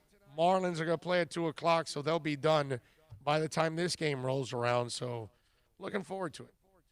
Watch a little football, relax, take it easy. Nothing wrong with that. It's the first Bears game I get to watch from start to finish because obviously I haven't been able to go to the bar and double dip and watch Bears-Dolphins if they're both on. And most of the time they've been on at the same time. That's why I go to the bar. All right. I watch both games. Right. This will be my first start to finish watch. I don't expect a lot. Like I've been saying, man, 2 of their wins were aberrations, okay? They really could be 1-3 very easily. Right. And last week they faced Indy, real defense, and look what happened. Yeah. Okay? Yeah. Indy did a number on them. A competitive game I'd be happy with. It could be. This one can be competitive. I mean, it's hard for me to lean on any of them right now. Really, it is. Let's see, what else do we have? SoFlo fan says, I think Callaway is better than everybody expects for Parker. He has a very high ceiling, and I hope it works out for him. Yeah, but he's a knucklehead, so that's the problem. Parker's not a knucklehead. Parker's only issue has been injuries. So that's the problem, that it's hard to count on Callaway when he, gets in trouble all the time. Whereas Parker is not going to get in trouble. He's a great kid. He's just had the injuries. I want to give out a shout-out to our kicker, Jason Sanders. Jason Sanders equals field goals. He equals 100% extra points, 100% long on 52, and consistently making kickoffs non-returnable. You're right. He's been a really good pick overall. Let's see. Big O, I think it's imperative that the Dolphins draft a QB every year at least, even on the later rounds. Your thoughts? Been saying it for many, many years, my man. Many, many years. Michael Mata chiming in on a little super chat.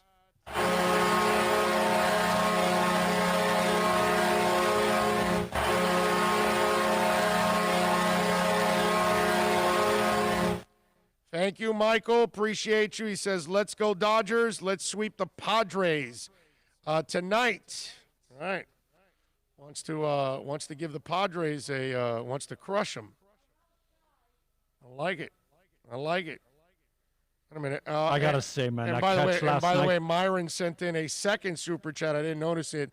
Go Lakers for Kobe in the bubble. Go Niners. I think Jimmy G is going to play.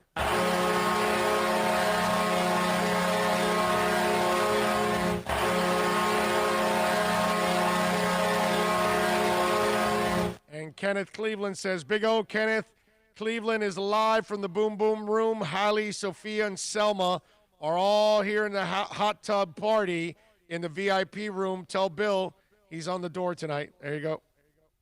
You're at the door. Man, dude, I hope he's got the Bears game on. Yeah, you'll watch the Bears game. I am in the in the sauna, VIP room, jacuzzi, hanging out with Sophia and Selma and Hallie. I got better things to do. All right? Got to hang out with the ladies. Did you see that ESPN is preparing to release it says 300 to 700 employees? Wow. Yeah, dude. Which location are they shutting down? The new LA, SVP in Washington, or are they shutting down Bristol? I don't know what they're shutting But down. 700, right? That's a whole group. Yes. Yes. That's a lots of people, man. That's a lots of people. Okay? 700? Are you kidding me? That's crazy.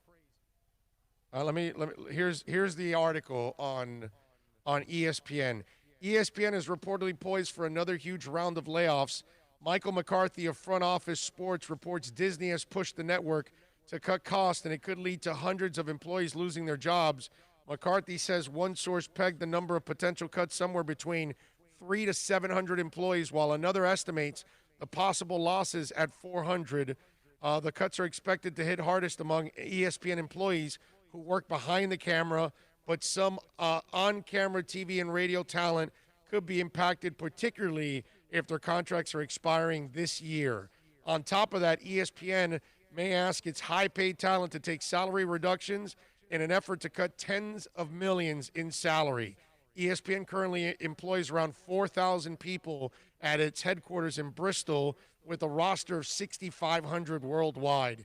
Disney is making cuts across the board, so ESPN isn't the only area of its portfolio taking hits. Another source says the pressure for cost savings is coming directly from ESPN parent Walt Disney, which was forced to shut down its lucrative theme parks and cruise lines for months during the pandemic. This is coming from Burbank, they said, referring to the location of Disney headquarters. Damn. It is 2020 just keeps sucking more and more, basically. Yeah, it doesn't get better, man. It just keeps spiraling further out of control. No. 300 to 700 people, and you're sitting there, and it's not like there's a ton of jobs, being created. It's more people losing jobs, and if your business is shrinking, then so do the opportunities. You know what I mean? That's why digital is where it's at. It's where we're going, basically. It's what I tell you guys all the time.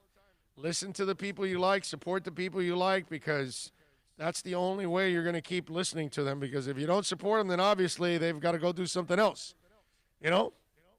So I certainly don't want to do something else. I've been doing this for 30 years. I love doing this. I'm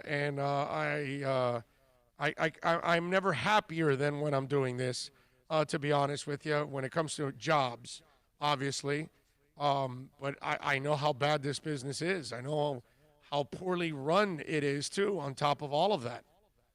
That's the reason why Intercom is where it's at, not just the pandemic. It's because it's poorly run. And then the employees usually end up paying the price for all the bad decisions that are made above. Look at Intercom. They built this brand new building down there, and they can't even afford to run the building or anything like that. I hear they're going to end up selling it and go move to a smaller building. And that's a brand new, beautiful building. It's incomplete because they didn't have enough money to finish everything out, but it just kind of tells you where you're at. You know what I'm saying? So, what can I tell you? Just watched Tua's documentary. Loved every minute. It got me looking forward to Tua being a stud in a year or two after he learns the playbook. It is a good documentary. Let's see. What else do we have here? ESPN did the same thing, same time MTV died, in my opinion. Other than college football, I could live without ESPN. Alex says, blame China for that. Drew Boo to Super Boom Shack. ESPN executives, hey, let's talk politics. That's what our audience wants to hear. Great idea. Shaking my head. Oh, Lordy. All right. I did, yes, I did do that.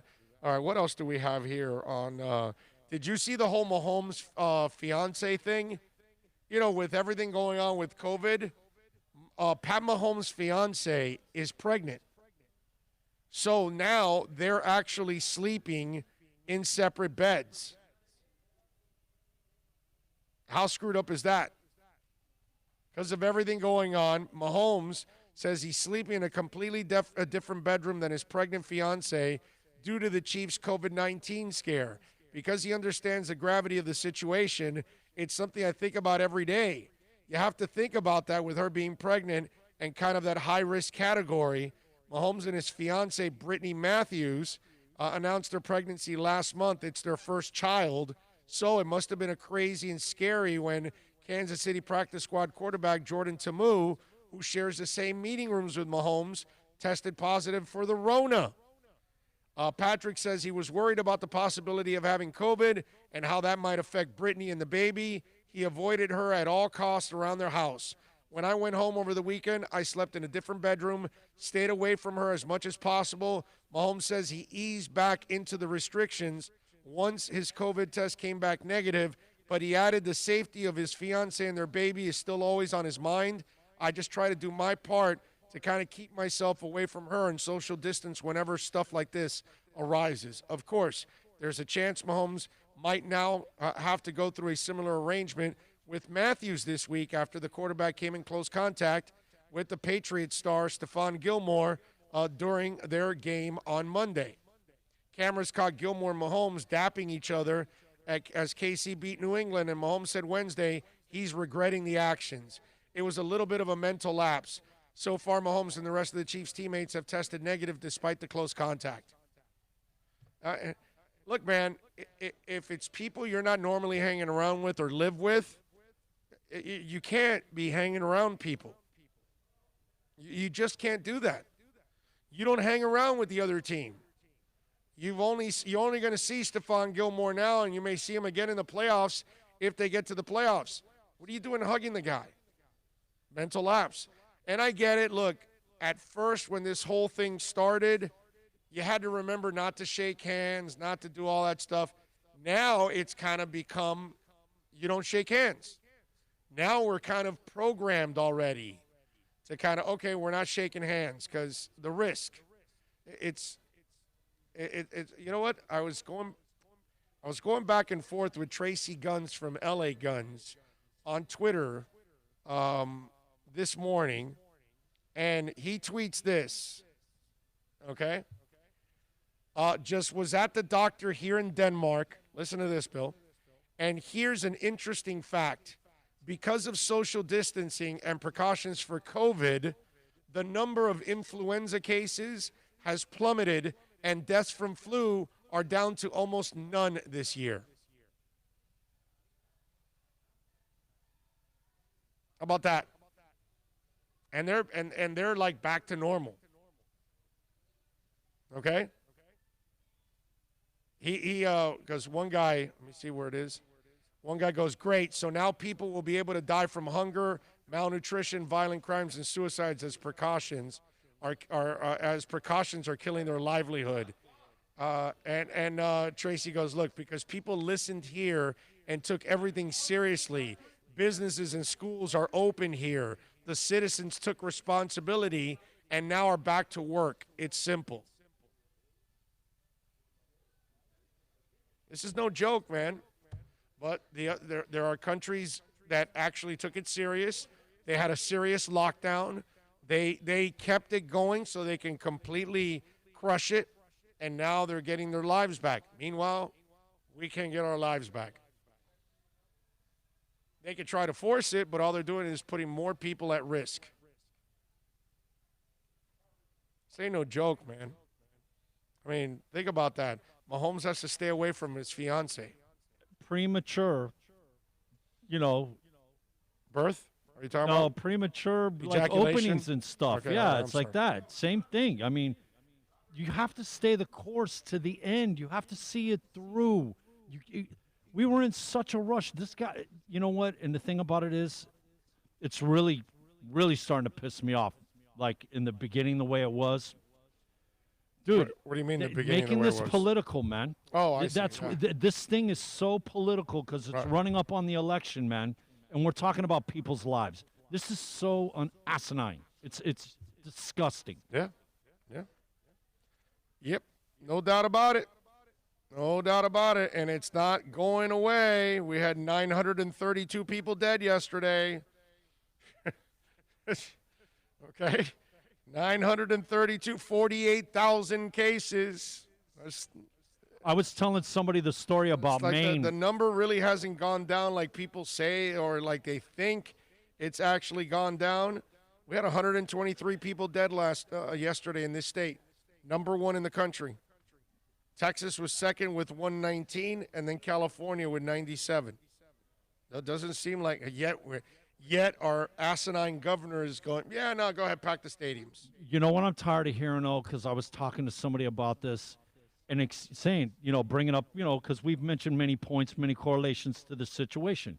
The Maine, them having the wedding reception, 53 people got it. Right. 1 person died. And they go, oh, it's only 1 person. And I looked at him and I go, bro, that's somebody's mother. Are you serious? Yeah. You're saying that. Yeah. And when people, you know what? And we've heard that so many times. It's only this. It's acceptable that 210,000 Americans have died. Look, Hank Goldberg's left nut says current Sun Sentinel headline, Florida reports 3,306 new COVID cases, highest daily total in nearly 3 weeks. Florida has also reported deaths of another 170 due to COVID-19. Number went up again. It's just... We are on our way to being Florida, the asses of the country. We're on our way to getting shut down again. Like I said, man, got to stay it through. Can't premature here. Yeah. So yesterday I'm hanging out with Brett over at Canesware, right? And we're setting up the broadcast, and we're going to set up the broadcast for the next couple of months. We didn't want to go too far down the line. Do you know why? Guess why? He's fearful that we're going to get shut down again. So I go, hey, man, you know how it is. You get shut down, we'll shut this down too. Because obviously if the man can't make money, the man can't have advertising. So, it kind of goes hand in hand, Hialeah Park, I was going to say, our sponsors have been fantastic, They've been bro. fantastic. And yeah, it's a situation where right now you have to realize everything is based on what you're doing, and nobody is doing what they were doing before. No. So whatever you're getting, if it's 20%, 30, 40, whatever it is, it's better than zero. Yeah, it's a blessing. Because there are so many people that are getting nothing. Yep. So it's like we know what we're doing this month and the next month, but that's about it. We're not going to plan any more ahead because it's just and he's right. It's just not worth it now. Bro, you know what? That's being responsible. Yep. Unlike our friends in Washington and in Tallahassee. Mr. Newsom is keeping Disney closed and dark. Well, that's good. I mean, should Disney parks be open? No. Should you have packed stadiums? No. Of course not. Nobody wants to be at a concert more than I do. I'm not going to a packed concert. It's just, these are things that it's just common sense. That's all. It's just intelligence. That's all it is. Nothing more, nothing less. All right, 786-322-1105. If you want to get in on the program, that's 786-322-1105. If you want to get in on the show, you can also reach out to us on Twitter. That's at Big O Show. It is 1 o'clock, top of the hour. Let's take a quick break. We do want to tell you about Ejd Construction. Hey, folks, if you're home now, you want to make that man cave a better experience now that you're home watching more sports than ever. Well, I need you to call Ejd Construction if you want to expand that man cave, make it nice, have TVs coming out of the roof, the walls, whatever. Maybe you want to improve that kitchen since you're home more now and that person you love is always slaving at the kitchen. Well, you want to make it nice and easy for him or her in that kitchen. Call Ejd Construction and improve it. Front yard, backyard. Maybe you need to expand your home because there are families that are contracting, actually. There are families that are moving in together because they cannot afford the current home they're at, so they're actually joining other family members, and maybe you got to add another addition to your house, a room to your house. Call Ejd Construction. Eric and company, they do great work, folks. Listen, they have dominated here in Dade, Broward County for the last 16 years. AAA rated member of Angie's List and the Better Business Bureau. Call them. Save this number on your cell phone because you're going to save a lot of money. 305-433-4843 for ejdconstruction.com. 305-433-4843. Call Eric. Tell him Big O sent you, and go to the Instagram page so you can see the before and after at EJD_construction. America's premium sport compact sedan is at Acura of Pembroke Pines, and this is how we do it. 2020 ILX, $199 a month, $199 at Acura of Pembroke Pines, the #1 volume Acura dealer. Hey, it's Big O. For all of your family dental needs, please reach out to Moody's Dental. I've known Eric for a while, a big fan of our show. Call him at 305-821-0231. Whether it's you or your kids that need some dental help, whether it's implants, Invisaligns, they are the experts. Or if you're just looking to fill a cavity or clean your teeth, or maybe even get a crown, you are going to love the professionalism, the family-like atmosphere. And of course, when you talk about being clean, that's what it's all about in today's society. You are going to go to an extremely clean place. Go to moodyusdental.com, go to the website, follow them on Facebook, Instagram, and Twitter at Moodius Dental. Tell them that Big O sent you. 305-821-0231, or go to moodyusdental.com. Are you tired of watching the same old travel videos on the internet? Well, then check out MikeNoGoZones.com. A travel documentary that's breaking barriers. I go to the places that the media tells you to appear, where no one else dares to go. Baltimore, Opelika, South Side of Chicago, and more. Go to MikeNoGoZones.com. Hey, it's Big O. For all of your CBD, THC, or hookah needs, you got to get on down to VSS West Pines at 12397 Pembroke Road. Yes, they have got legal THC. You've got to check it out. And they've got, of course, when it comes to CBD, flower, tinctures, edibles, for all kinds of reasons, whether it's pain, stress, anxiety, you name it. And don't forget, when you mention my name, you'll get 20% off. Tell the boys out there that I told you to get on down to VSS West Pines, 12397 Pembroke Road, and call them 954-613-3367. Legal THC, CBD, all of your hookah needs. You go to VSS West Pines.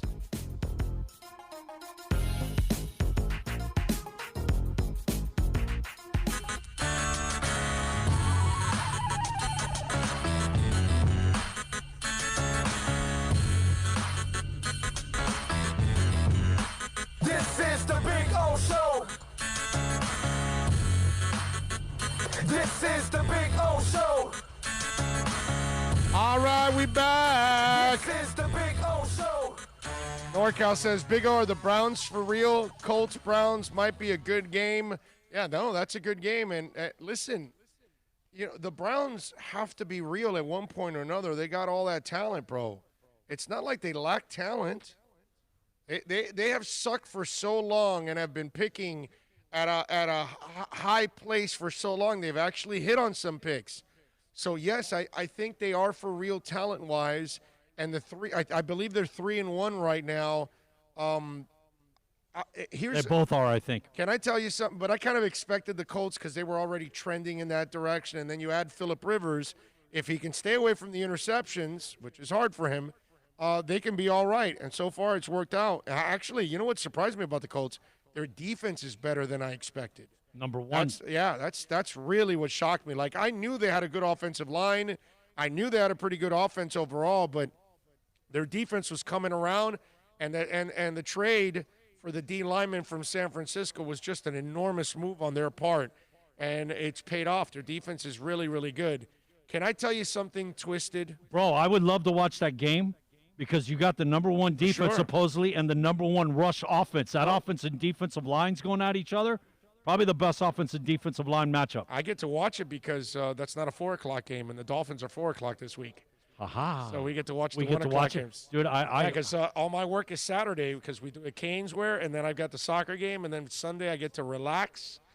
I probably won't do a post game, guys.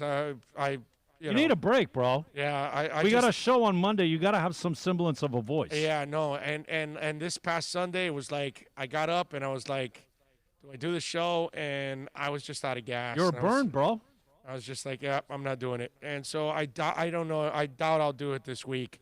But anyway, I'm looking forward to that game. But here's something twisted I'll tell you, NorCal. I'm not a Browns fan, okay? I don't care about the Browns. But, dude, I want them to have success. You know, I know my Dolphins aren't a Super Bowl team this year, so I'm not worried about it. So it doesn't – it's like, you know, the other fan that was worried about the Bills getting an easy victory because the Titans screwed up. And, you know, that's him as a Dolphin fan worried about the – it doesn't matter. The Dolphins aren't a threat to the Bills this year. So I don't care. And the Dolphins aren't a threat to the Browns this year because they're not supposed to be contenders this year. So for the Browns fans' sake, it's like Lions fans. Man, those people deserve some good times, man. They deserve a title. Seriously. I got nothing against those two fan bases. I now can relate to them. You know, I grew up with a Dolphins team that, like, I couldn't relate to a Bengals fan. I couldn't relate to a Cardinals fan. We had a ticket to the playoffs every year. I can't relate to the Browns. I can't relate to the Lions. Now I can relate to them. After watching 20-plus years of incompetence, hell yeah, I can relate to them. And you know what? My Dolphins aren't a Super Bowl contender this year. I wouldn't mind seeing the Browns go all the way. I don't think they will, but I like that they're 3-1, man. You know, I know the Lions aren't going anywhere. I don't give them any kind of hope like I give the Browns.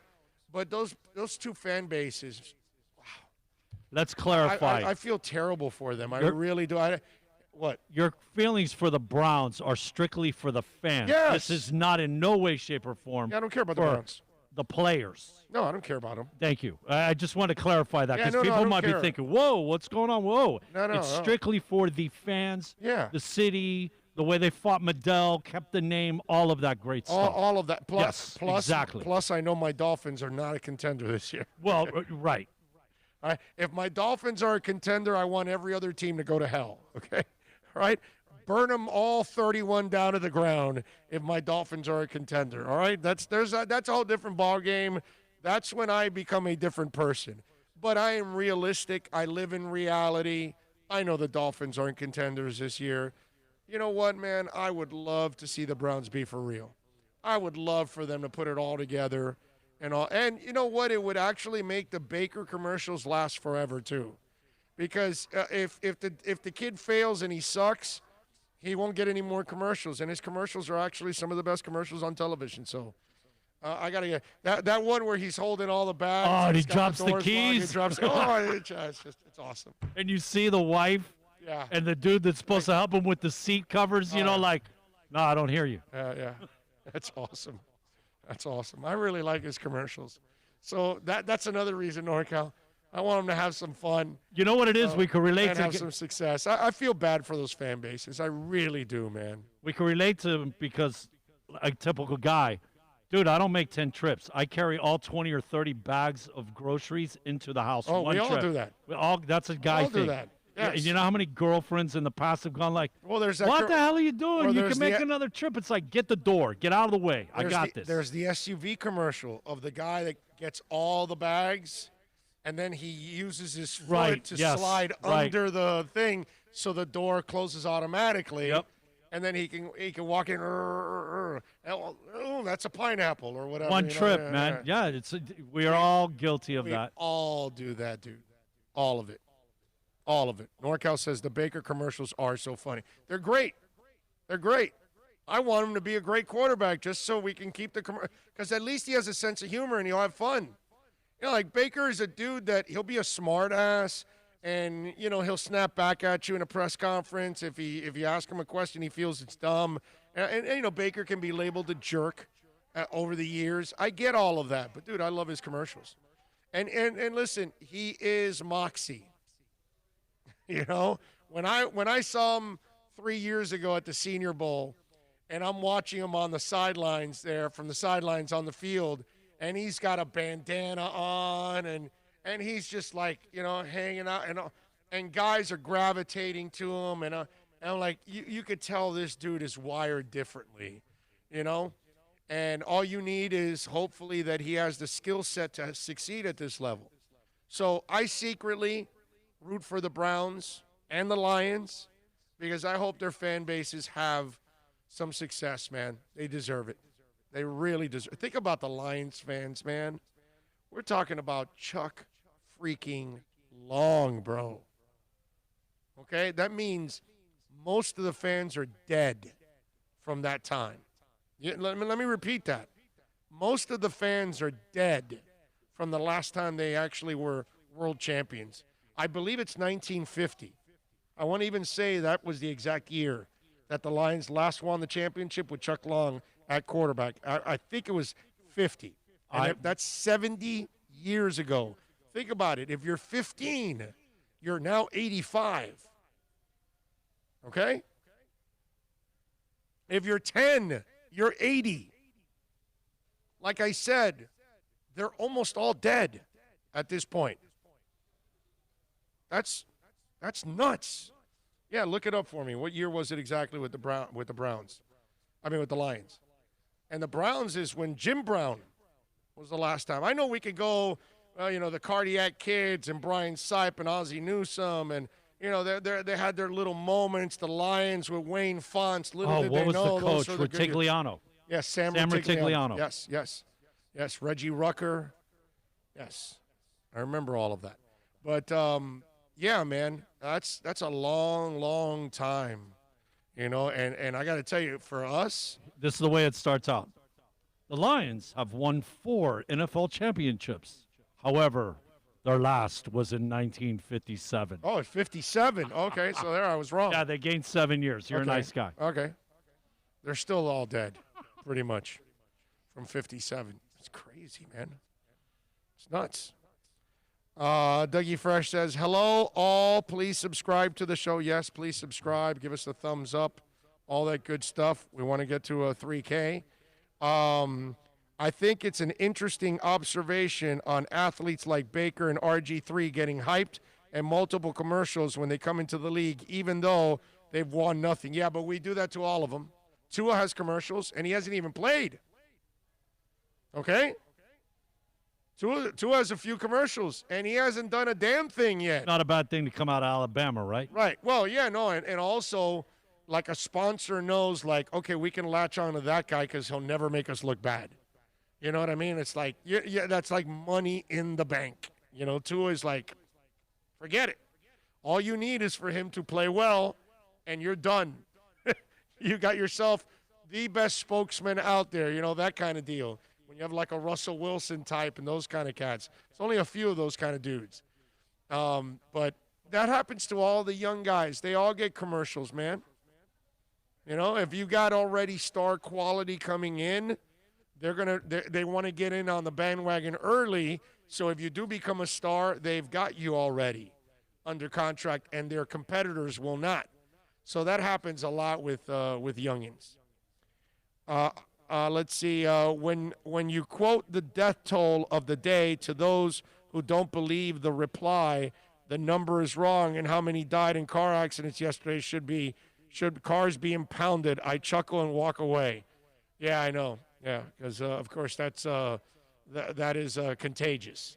I know. You get it from people. Oh, well, people die from heart attacks. That's not contagious. Well, people die from car accidents. That's not contagious, asswipe. I get well, people are dying from cancer. Well, that's not contagious, you idiot. Just because the guy next to you is smoking 8 packs a day and gets cancer doesn't mean you're going to die. It's not contagious. Now, if he's got COVID and he's coughing all over your ass, you both may die. That's different. Mavis Tire Store here in Derrick Henry's hometown of Yulee Open with no masks and no COVID signs, and people love it. Yep. Well, some people are stupid. That's all. There's no other way of phrasing it. Some people are just stupid. That's it. John Santos says, Bill, I have a question for you. Out of all of the 16 teams, who's your favorite team that includes all sports? What is that? Like we're talking football? I don't understand the question. It's really simple. I mean, out of all 16 teams, who is your favorite team that includes all? He means out of all the 16 teams you follow. Oh, smart. Yes. Like smart ass. Who is your favorite team out of all the 462 teams? Once upon a that time, you follow. No, out of no. Do not dodge the question. Out of my 7, you know what I used to say? You have to have one overall team. Hold on, because I've got my 5. Mine is the Dolphins. It's not even close. Dolphins, Heat, Panthers, Marlins, and Canes here. And then I got my Yankees and my Bears. Those are my teams. Look, what I used to say was the Canes were my favorite because I got a football team, a basketball team, and a baseball team all in one. Now, obviously, they're not what they used to be in any of them other than, thank you, Loranaga, our coach. He has put our basketball team on the map and beating the other ones. They're doing better. Imagine in the ACC, doing better than the other sports. Never would have thought that. It's funny how we now finally got a basketball coach, and now college basketball matters less and less every day. It's freaking amazing. I know that bothers you, man. It kills But me. back in the day, it was the Canes because they gave me 3 sports. College basketball sucks. Now it's you know what? Team. Whoever's doing best. This is takes forever for one answer, bro. One team. I can't do that to them. I told you he's got to follow 400. It's 1A, 1B, 1C. 400. He's a Mormon. He'd rather have 8 wives. No, because look, you know how I am. When the Bears He's moving to Utah. Hold on. When the Bears and Dolphins play, it's whoever could do the best, whoever's going to benefit the most. Can't answer the question. Because if a team is 10-4 and the other one's 2-5, 2-8, and orange. Hold on. Then I'm not rooting for the 2-win team. I want the 10-win team to do because they have more on the line. It all depends on who's doing better. It's here, dude. It's like the Yankees and Marlins when they played the last series. I wanted the Marlins to win so they can get in the playoffs because the Yankees were already there. It all depends on what's on the table and who can benefit the most. That supersedes the other team. Aqua and orange. CC says Dolphins are not a contender this year. Why not start Tua? You need to know what you have if you're building a future. You don't need to build. You don't need to start him right now. It's if the coach doesn't feel he's ready to start right now, then why are you going to play him? That's all. He just said in the last press conference. Now, you got to earn it here. We're not giving you anything. So when Tua earns the opportunity to be out on the field, and that he's better than Fitzpatrick right now, and he's better for the overall team, then he will get on the field. But for now, Fitz is your best option. All right, let's see if I can make it through the stream without getting dressed down again. Still my favorite source for NFL and Dolphins talk. That's the Armed Ape.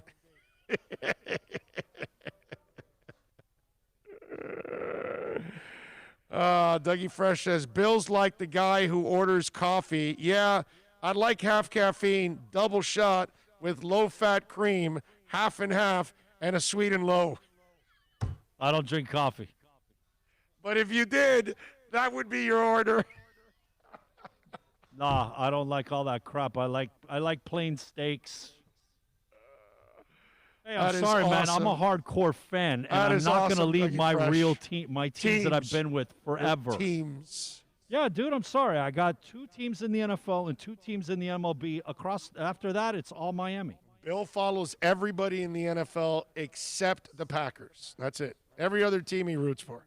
Oh, dude, you forgot the Patriots, man. I'm not going to follow those bastards. All right, so 30 out of the 32. So sad that there are no words. I am seeing fights over mask wearing. Yeah, I know, but that's kind of what it is, bro. That's where we're at. We're at this silliness because, you got the guy above that makes the stupid statements, and you got plenty of people that follow the stupid statements. What are you going to do? Yesterday, this story broke, and we didn't talk about it, but it got a little bit more legs and a little bit more information was involved. So we've got a little bit more to actually talk about. Bill O'Brien getting fired, right? And it was reported that he got into a heated argument with J.J. Watt. And so here's a story, and those of you, I don't know, if you listen to our show, you know we've had Aaron Wilson on a few times. I like Aaron. He does a good job of covering in the NFL.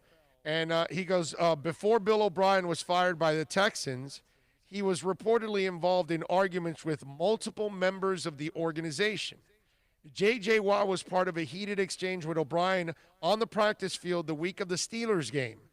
The Houston Texans announced on Monday that the head coach was fired after the Texans lost their fourth straight game here in the 2020 season. So according to Aaron Wilson of the Houston Chronicle, O'Brien also had an argument with defensive coordinator Anthony Weaver, but it didn't stop there. The former Texas coach also had verbal altercations with other staff members during the final weeks as head coach, general manager. O'Brien's tenure as head coach started on a very positive note. He led the team to 3 consecutive winning seasons, including the AFC South titles, both in 15 and 16. However, over the past year, O'Brien has made a bevy of questionable decisions as both coach and general manager. Jadeveon Clowney was traded to Seattle 1 week before, all that other stuff. Whatever. But it said O'Brien, by the way, went 52-48 in his tenure as head coach. So I'll leave you to decide if J.J. Watt is justified in questioning his potential to run a professional football team. So J.J. was questioning his coaching, his decisions, all of that stuff. J.J., by the way, also yesterday put out a cryptic tweet, and the tweet was a picture of, Reliant Stadium with the sun shining down into the stadium, and the roof was open, actually. So it goes, it's been 24 hours since Texans announced the firing of Bill O'Brien. J.J. Watt seems to be fine with it. The sun came out and shined on NRG Stadium. J.J. sees a new day, light at the end of the tunnel for his beloved franchise. So O'Brien kind of looks like he is an absolute, horse's ass at times, because he comes off like he's the guy that knows more than everybody else. And he makes these decisions. When you got rid of your receiver last year, the Jadeveon Clowney thing, I kind of understand, because Jadeveon Clowney never has lived up to, his draft status, and it's not his fault, actually. It isn't. The knee injury took it away from him. He was just never nearly as explosive as he was before the knee injury. So he never became the sack artist that people used to think he was going to be. I had this one guy that used to, he used to F with me on Twitter all the time. He's this big, Jadeveon Clowney guy. And he would, you're downplaying Jadeveon Clowney. He's, this and that. The guy disappeared. He's never tweeted me again. Of course not, because he was wrong. You know what I mean? And I'm used to that kind of stuff. Just like you all out there, like some of you think, Tua sucks and this and that. And then when Tua plays well, we'll never hear from you again. Those of you that gave up on Gesicki in his first year, where are you? You never show up again. It's just one of those deals. And so Jadeveon, I understood why you let him go. Because I'm not a fan of Jadeveon giving him big money and a big contract. Like the Dolphins offered him a 1-year deal, and I got what they were trying to do, get an extra pass rusher out there. They had the money to spend. They don't care. 1 year, get him in, get him out while you're developing all the other guys. I get it. They don't have an elite pass rusher. He's not an elite pass rusher. But at least you would have added a good pass rusher to this team, because what they have now on this team right now, they have rotational pass rushers. They don't have any franchise guys. And so O'Brien did a lot of stupid things and let players go that he should not let go, and made acquisitions that DeAndre Hopkins, Cook. Yeah, no, the Hopkins one I just talked about. What I'm saying is the next thing was the Tunsil. Not only let go, but then you make stupid trades. And look, God bless you, dude. I'm glad you were stupid because Thank you. We got 3 of your picks.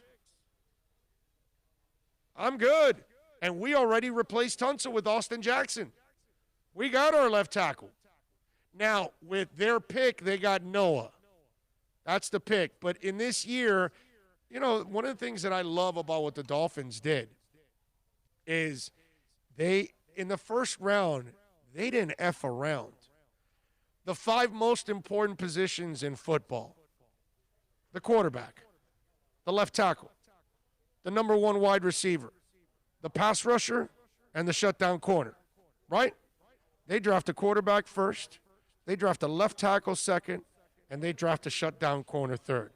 I know Noah doesn't look like it now, but that's what they're hoping he is, an outside corner boundary guy. That's what you're supposed to do. And Robert Hunt, who may play this weekend, another tackle in the second round. I love that. And let's just say Austin works out. Now this year you got 2 more picks from Houston. And they're going to be high picks. So you're going to be picking high in the first round with that one and high in the second round. And we're going to be in Cleveland celebrating all of that. May that trade park right up under Herschel Walker in Minnesota, Dallas, okay? The Tunsil trade. May it bring us 3 guys and we go, hey, it's like the Herschel Walker trade. Well, to Alan Poupart's part, and to give Poupart the credit that he deserves, he brought up something interesting that I forgot about, Bill. The Laramie Tunsil trade keeps on giving, okay? The Texans 0-4 start. This is from Alan Poupart from SI. We have him on all the time, okay? They own their first and second round picks in the 2021 drafts. The Dolphins have already used one of their 3 premium picks in the 2020 first round for Noah, like we just talked about, who still looks like a good cornerback prospect, even though he's gone through some tough times. Well, you also look at this trade, and it kind of keeps giving because they also picked up the backup tackle that is going to play this weekend. In that trade, when they traded Laramie Tunsil, at that moment, they lost the tackle. So they needed a tackle in return. Do you know who they got? Julian Davenport. So if Julian Davenport, he's had his ups and downs, okay? He's not consistent. But if they feel they can develop the guy and he develops into a swing tackle, I'm not telling you he's going to turn into a starting tackle. But you need a swing tackle on every team. You need a guy that's ready to be a decent backup for you, fill in, all that kind of stuff. Watch him this weekend. If he does get the start and he shows you improvement from last year. Now, remember, Julian Davenport is a young guy. This is only his 4th year, 3rd year in the league, so he's still kind of learning everything. He wasn't in the league in 18. He got drafted in 16, signed by Houston, out in 18, 19 back in Houston and Miami, and now here in 20 in Miami. So he's only had 3 years of experience. We're talking about a kid that is 25 years old. Not an old player, a young player to work on from Bucknell, 6'6", 6'7", 318. It's interesting. That's another thing that you want to look at this weekend against San Francisco, because if Julian plays well, filling in for Austin Jackson, and you still have 2 more picks from these guys, plus they took Kenny Stills off the roster. Are getting up there with the Herschel Walker, acquiring a plethora of players. I'm just telling you, man. And, dude, what you were saying straight up, look, we've seen guards go out to tackle and play. I like you said, having a guy that is a real tackle there to plug in the event of an injury, instead of trying to bastardize and Right. Move your because the minute you move somebody from your offensive line to cover this injury, you just left another hole. All you're doing is chasing the damn hole. You know what I mean? Right. And stop just plug it in and be done with it. Yeah. And Hunt, by the way, is a 6'5" guy. Robert Hunt. So, You've said that you like those big, monstrous, just beat up the brick wall guys. Yes. And they got that's how they drafted all their guys. They drafted big guys. I mean, Solomon Kinley. Dude, the Cleveland Browns offensive line that's got guy's the a number one. bulldog, bro. The Cleveland Brown offensive line, they're all big guys, Yeah, man. they're all big. The Dallas offensive line, when they were kicking butt, Enormous. they're all big guys. Oh, and they're enormous now. The Dallas at the line they have now. Raging Dolphin Maniac says, have you ever coached a Little League team or ever managed a department at the place you work? Is that to me or, I think he's going to CC. Oh, okay, I see. There's a CC there. Okay. I see. Okay, you guys are going back and forth here. All right. Are they leaving you out of conversations? Yeah, that's what it is. They've got their own conversation going on. So, yes. Good to see you were paying attention yesterday. Oh, I guess they were I guess you guys are talking amongst each other again. I have no idea there. All right. So I guess there's nothing for me there. You guys are excluding me from my own chat board. That's fine. That's all right. Everybody can partake but the Big O. That's it. Let's go on Big O's chat board and not chat with Big O. I like it. That is very nice. Just to mention again, if maybe you weren't listening earlier, Saturday, tomorrow we're going to be at Craig's Inn, Acura, Pembroke Pines, like we normally are every Friday. Saturday, we're actually doing a Saturday broadcast now. Not every Saturday, but it'll be once a month over at Caneswear. And we'll be there this Saturday from 10 a.m. to noon. So if you happen to be in the area on Saturday and it's before the Clemson game, you got plenty of time to come on by, get something on Caneswear. Hey, Inter Miami plays that same day. You want to get something Inter Miami? Yeah, they got a bunch of stuff. Oh, dude, I bought a hat yesterday at Caneswear from Inter. What a badass hat, dude. Is this to go with the fancy light pink embedded? No, it's like a gray and You know what I'm black. talking about, though. It's like a gray, we're going to take a break now. I'm going to go get it in the car. It is awesome, dude. Really cool. And at Caneswear, they've got like a large selection of Inter Miami stuff. Obviously, they dominate with Canes. They've got Dolphins. They've got Marlins. They've got Panthers. They've got Heat. But they also have Inter Miami, and they've got a lot of Inter Miami stuff. So check it out. We'll be there on Saturday, 10 a.m. to noon. So I'm looking forward to that, man. I can't wait. Can't wait. That's going to be a lot. Yeah, I miss those guys, man. It's been a while. Yeah, it's been a while. It's good to have them back. What was it, February, right? Or March 1st? Was it the beginning of March, I think? It was like March. It was in March. It was definitely March. It was March when we stopped with them because the pandemic hit and closed everything down. And obviously from there on out, it is what it is. Nico, right? we expect to see you on Saturday, guy. That's right. All right, let's take a quick break. Give us 2 minutes here. We'll come back on the other side. VSS West Pines. Go see my guys out there, VSS West Pines. You're going to love everybody from Jose to Jason, Alex, Tommy, just some great people out there, whether we're talking about CBD, THC, they've got two. Go over there. You can also order by phone and curbside pickup. That way you don't have to get off. If you do get off, you got to wear your mask. 954-613-3367. Place is spotless. They sanitize it all the time. They're very educated on everything for CBD. So if you need it for stress, for anxiety, for pain, for yourself, for your dogs or cats, they've got it all for you. 12397 Pembroke Road. You're going to love it. And they've got so many other things there you might be tempted to. So go check it out. Tell them that I sent you. Tell them that Big O sent you. They'll give you 20% off any purchase there at VSS West Pines. Go to the website, vsswestpines.com, 12397 Pembroke Road. Call them 954-613-3367 for VSS West Pines.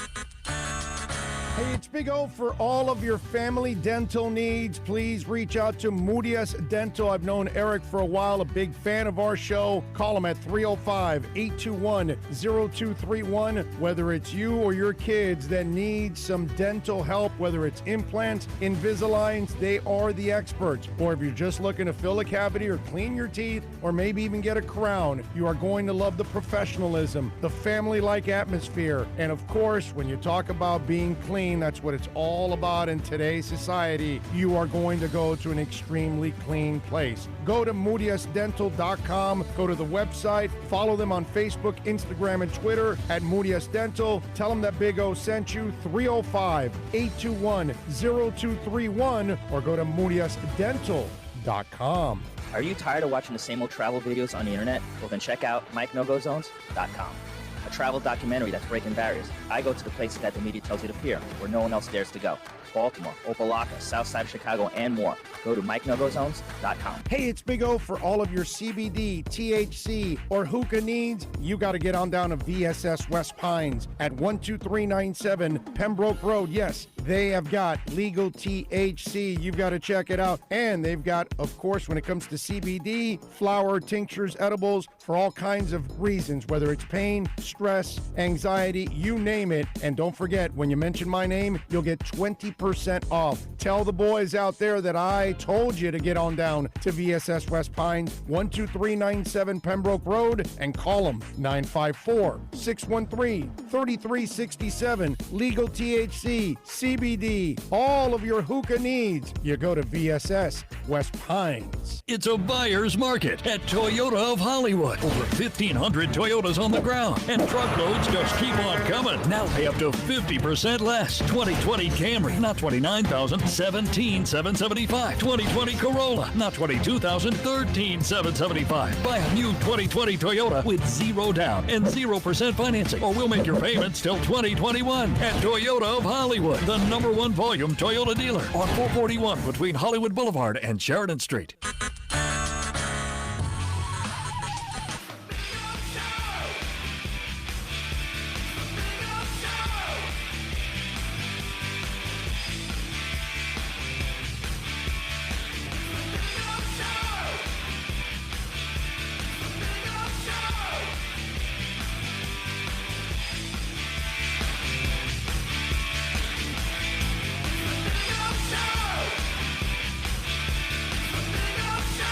I told you.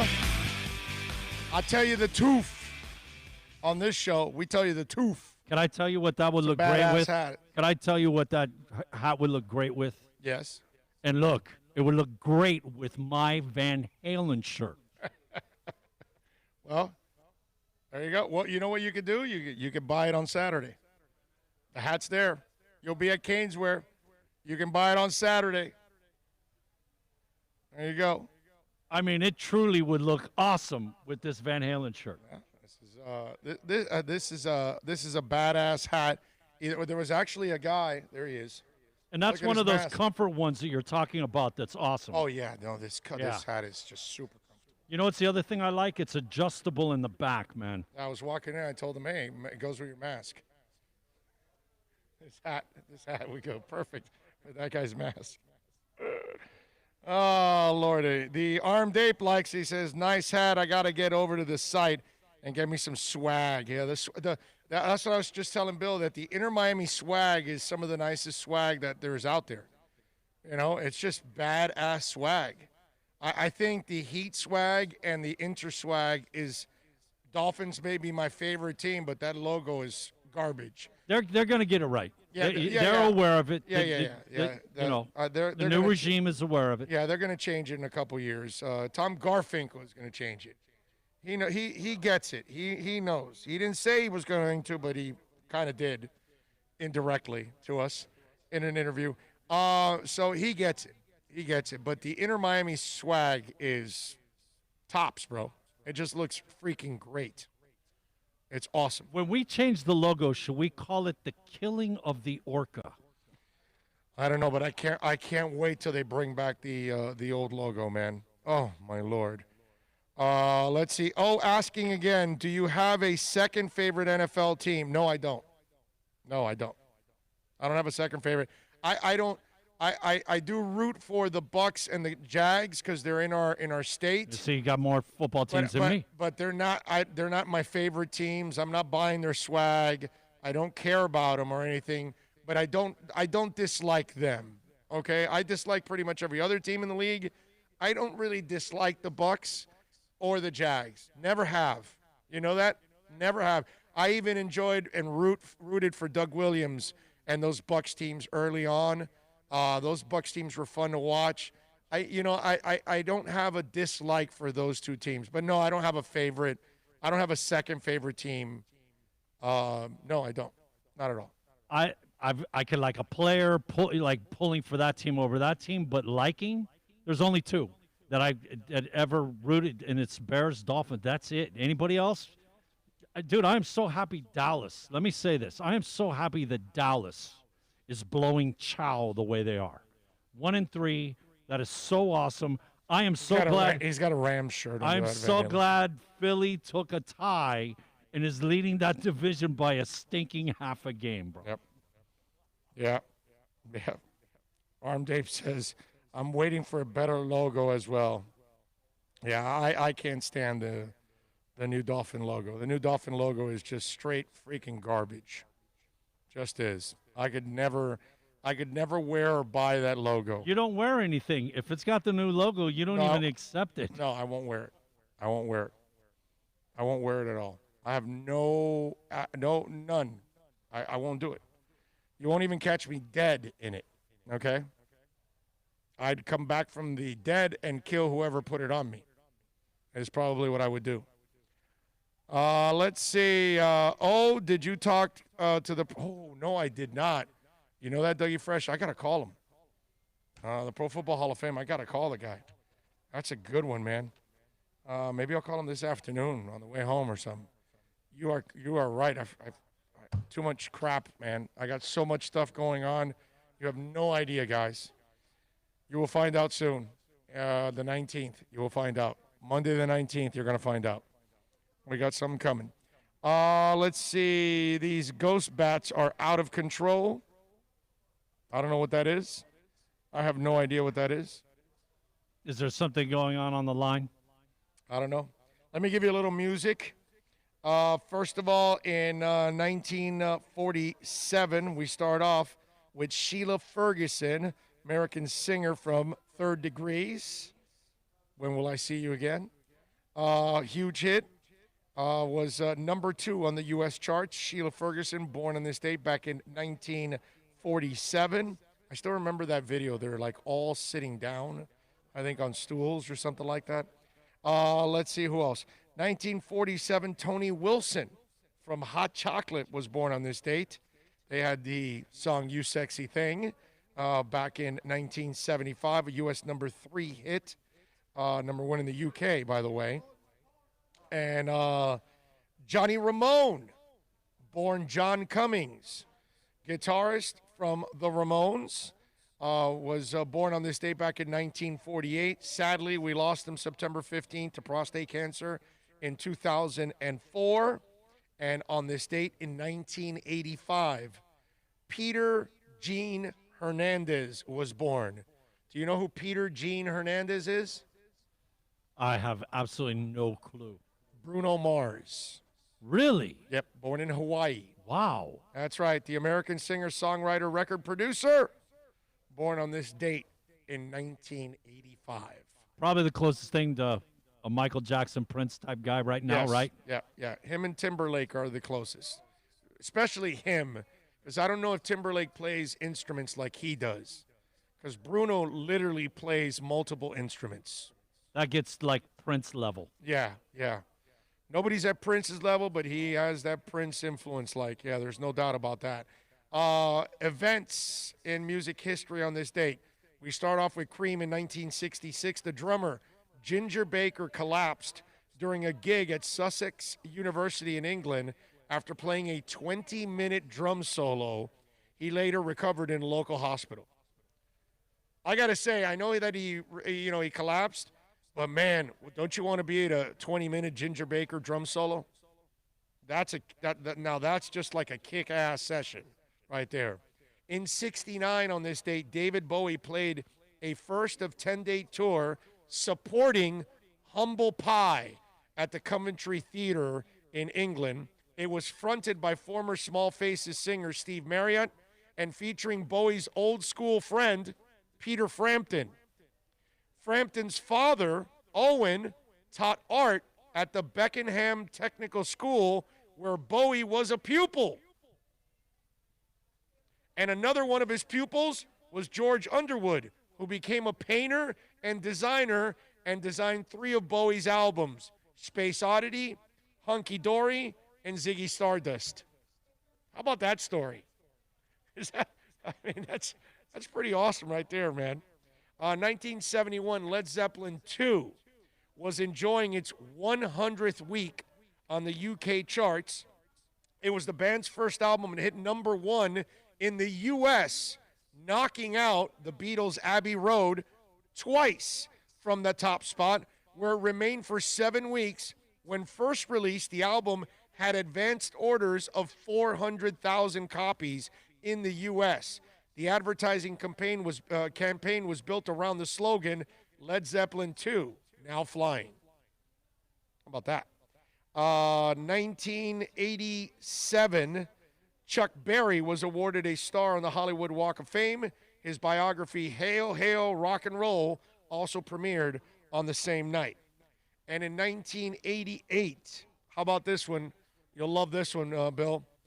Pink Floyd's 1973 album, Dark Side of the Moon, finally left Billboard's Hot 200 album charts after a record-breaking 741 weeks. So it started in 1973 and ended in 1988. 741 weeks on the charts. Can remember that was a regular thing, man. Us go to Specs and go look and at you go grab the billboard and make sure that Floyd was there. Was still there. Every week we did that religiously, bro. Yeah. Because we're like the nutbags that go to the record store. Actually, like go through all the records to. You finding an Iron Maiden import and like acting like you got a new car for your birthday. Yeah, basically. Hey, man, you didn't find women in uniform all over the place, so women in uniform. Sometimes they look so cold. All right, I'm sorry. I just did my Paul Diano there. Here we go. We got a story on Ozzy. So usually, like when you get your first job and you get your first paycheck, sometimes you spend it on something, right? You go out, you buy something for somebody, whatever. So Ozzy Osbourne, they asked him about what did he spend his first royalty check on. So the money starts rolling in for a musician, but it might surprise you that Ozzy Osbourne's first purchase after receiving his first royalty check was less than glamorous. While appearing on Ozzy's Boneyard with Billy Morrison, Osbourne revealed exactly what his first royalty check went towards. He goes, I bought a pair of shoes, a bottle of Brut, and I went to the pub. For those not familiar, Brut was a cologne launched by Fabergé that became popular in the 70s and 80s TV ads. The Brut line expanded to include aftershave, balms, and deodorants. And so here's Osbourne. He goes, Brut is like effing cologne and aftershave. But it was better than what I was smelling like at the time. But mind you, armpits and effing Brut smell effing great. So there you go. He goes, obviously things picked up quite a bit from there. Black Sabbath issued 5 studio albums in the first 4 years of their career, putting themselves on the map musically and becoming a major player in the heavy music scene. But the extravagance of living like a rock star didn't happen overnight for Osbourne. These days, Osbourne is keeping busy with solo music, having released Ordinary Man album earlier this year and already working on a follow-up with producer Andrew Watt during the pandemic downtime. I'm looking forward to getting back on the effing stage. Let's get this coronavirus under control so we can do some effing gigs. Please, if you're listening to this show, please don't be dumb. Don't be dumb school and go to one of them stupid COVID effing parties. That's for effing fools because it is real. It isn't a conspiracy, and it will kill your ass. How about that? How about Ozzy actually like making like that guy's done enough dope that he should think like Trump, and he doesn't. just keeping it real, bro. Just keeping it real. Before you go, listen, man. You know what? It makes sense what Ozzy purchased with Brute and stuff. Because have you heard about his back in those days? Brute was like great. No, but have you heard about his upbringing? The shower and the bathroom situation because of the way they lived. Like he always felt dirty as a kid. Okay. Always. All right. He only got to shower very rarely, and being clean. And I totally understand why. If you ever listen to his upbringing, the kid, he said he walked around and always felt dirty. Not for nothing, but he always looks dirty anyways, even after he made money. I don't know, man.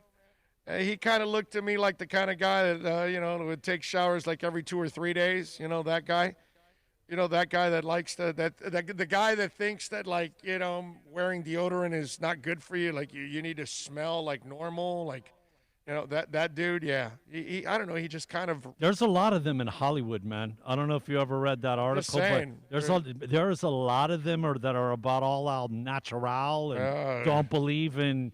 Yeah, man. It's like, they talk about if you're ever in line and so shows up, you might want to keep some hey, it's a star. No, you might want to keep some distance. Yeah, I'll tell you this.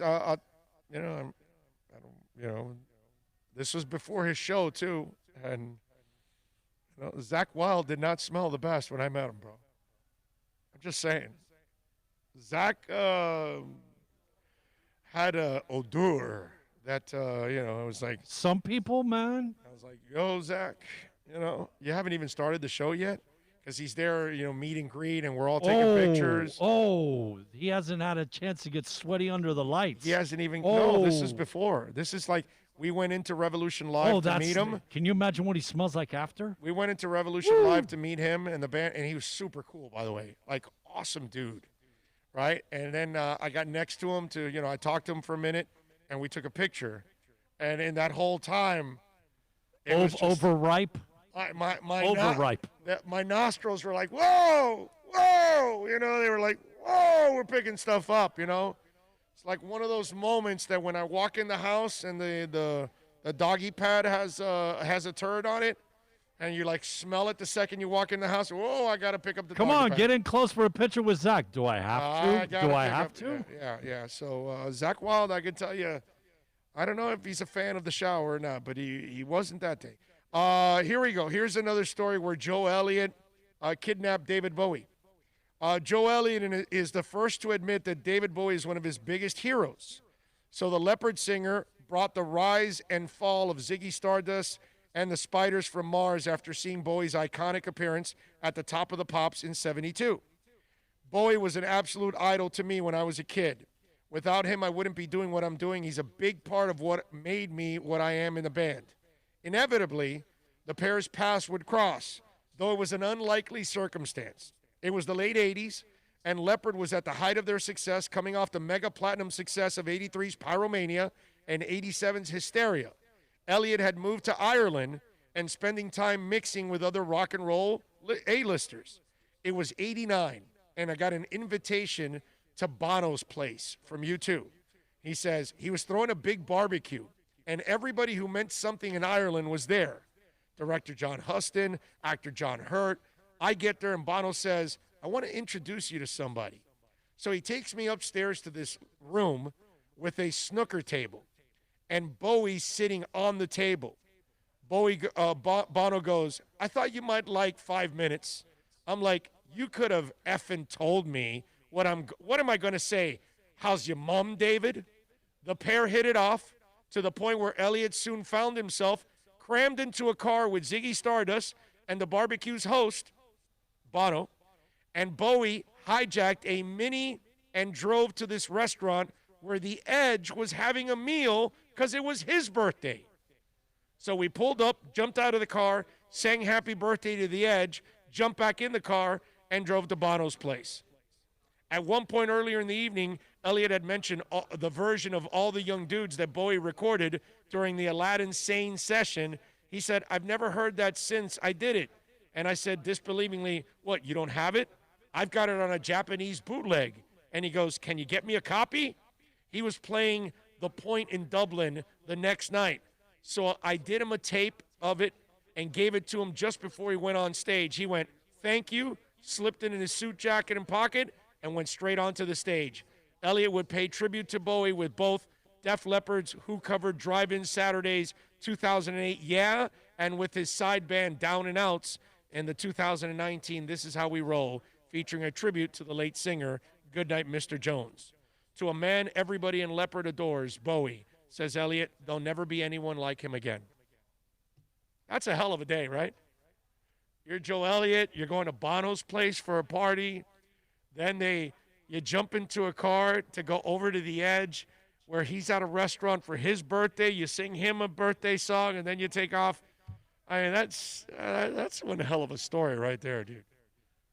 And you get to, like, what's it called? You get to hang out with Bowie. That's pretty cool. Did you see what happened to Bud Dupree? No, I did not. Do you know who the Bud Dupree is, by the way? I'm drawing a blank at this Steelers linebacker. Okay, yes. So the Steelers linebacker is watching a game, right?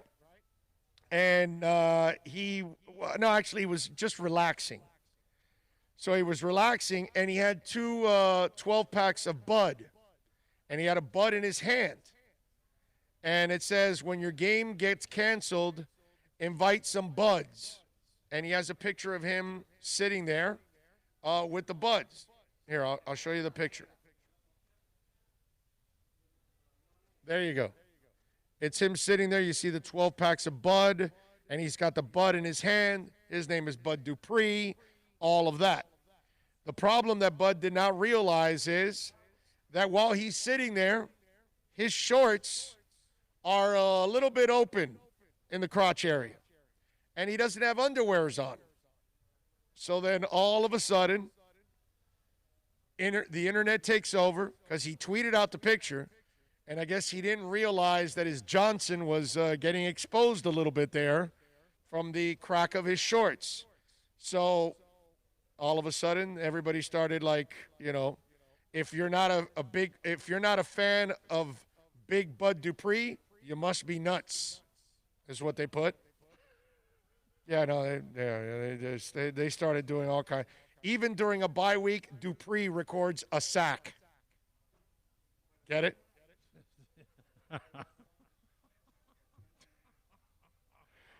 One guy put, honestly, it looks like he's having a ball. It just, you know, listen, you put something out on the internet and you put it out on Twitter, you got to go see what happened with the Fly and Pence last night.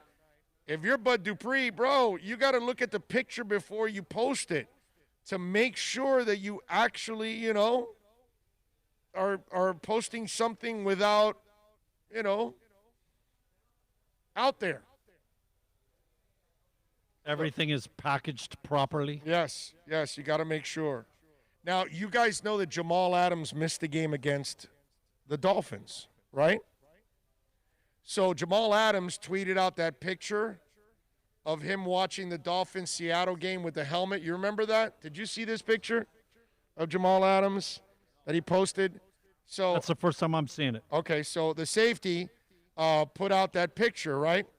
The problem was when he first posted out the picture of him standing there and he had his hands back behind him and he has his legs open, right? And then through his legs, you see the table that's in front, there's about a joint this big. So he immediately deleted it after he realized it and then reposted the picture, cropped, without the joint. But once you post it the first time, damage has been done. And that's it. People are going to screenshot it. And then from there on out, you're done. You know what I mean? And same thing there with Jamal Adams, who, you know. Which one's worse? Your one-eyed trouser snake or a J? Well, he's in Seattle, so I'm going to go with the trouser trout. Right? Because yeah, he's legal in a state that it's legal. now. It's not legal in the NFL. Right. Now you're on their radar, Yeah. and guess who's getting tested Right. randomly? Right. You screwed up, bro. At least for now, until they legalize it completely, and then you'll be off the hook. But you may not be in the NFL by May the the time federal government by hear the time they that do it. message. Yeah, by the time they do that. But just it's back to back, athletes who post stuff and they didn't realize that they were posting something. Here you are thinking you're doing something cool and Right. this, and you totally screw the pooch. Right, and you end up like showing your nuts, or you end up showing your joint. One of the two. That's amazing. Clee Torres says Nikki Sixx and Tommy Lee had a bet who could go the longest without showering and still get laid. 6 weeks later, they called it a truce. Wow.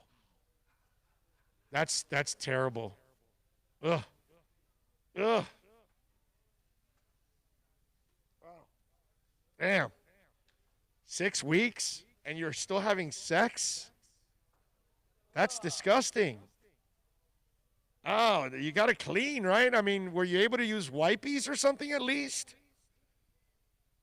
Wow. Damn. That's gross, bro. Like, you ruined Why my... would you want to do that? You ruined my drive home now. I got like this nasty ass taste in my mouth, man. Wow. That's terrible, man. That's terrible. Let's see. What else do we have here? Let's see. Tremolio says, it happened to me at a breakfast deli. I couldn't understand why this lady paying in line kept looking over to me. I then realized Uncle Happy was sticking out of my shorts.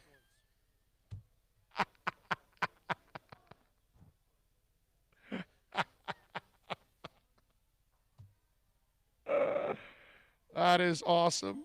That's fantastic. Didn't you feel the draft, bro?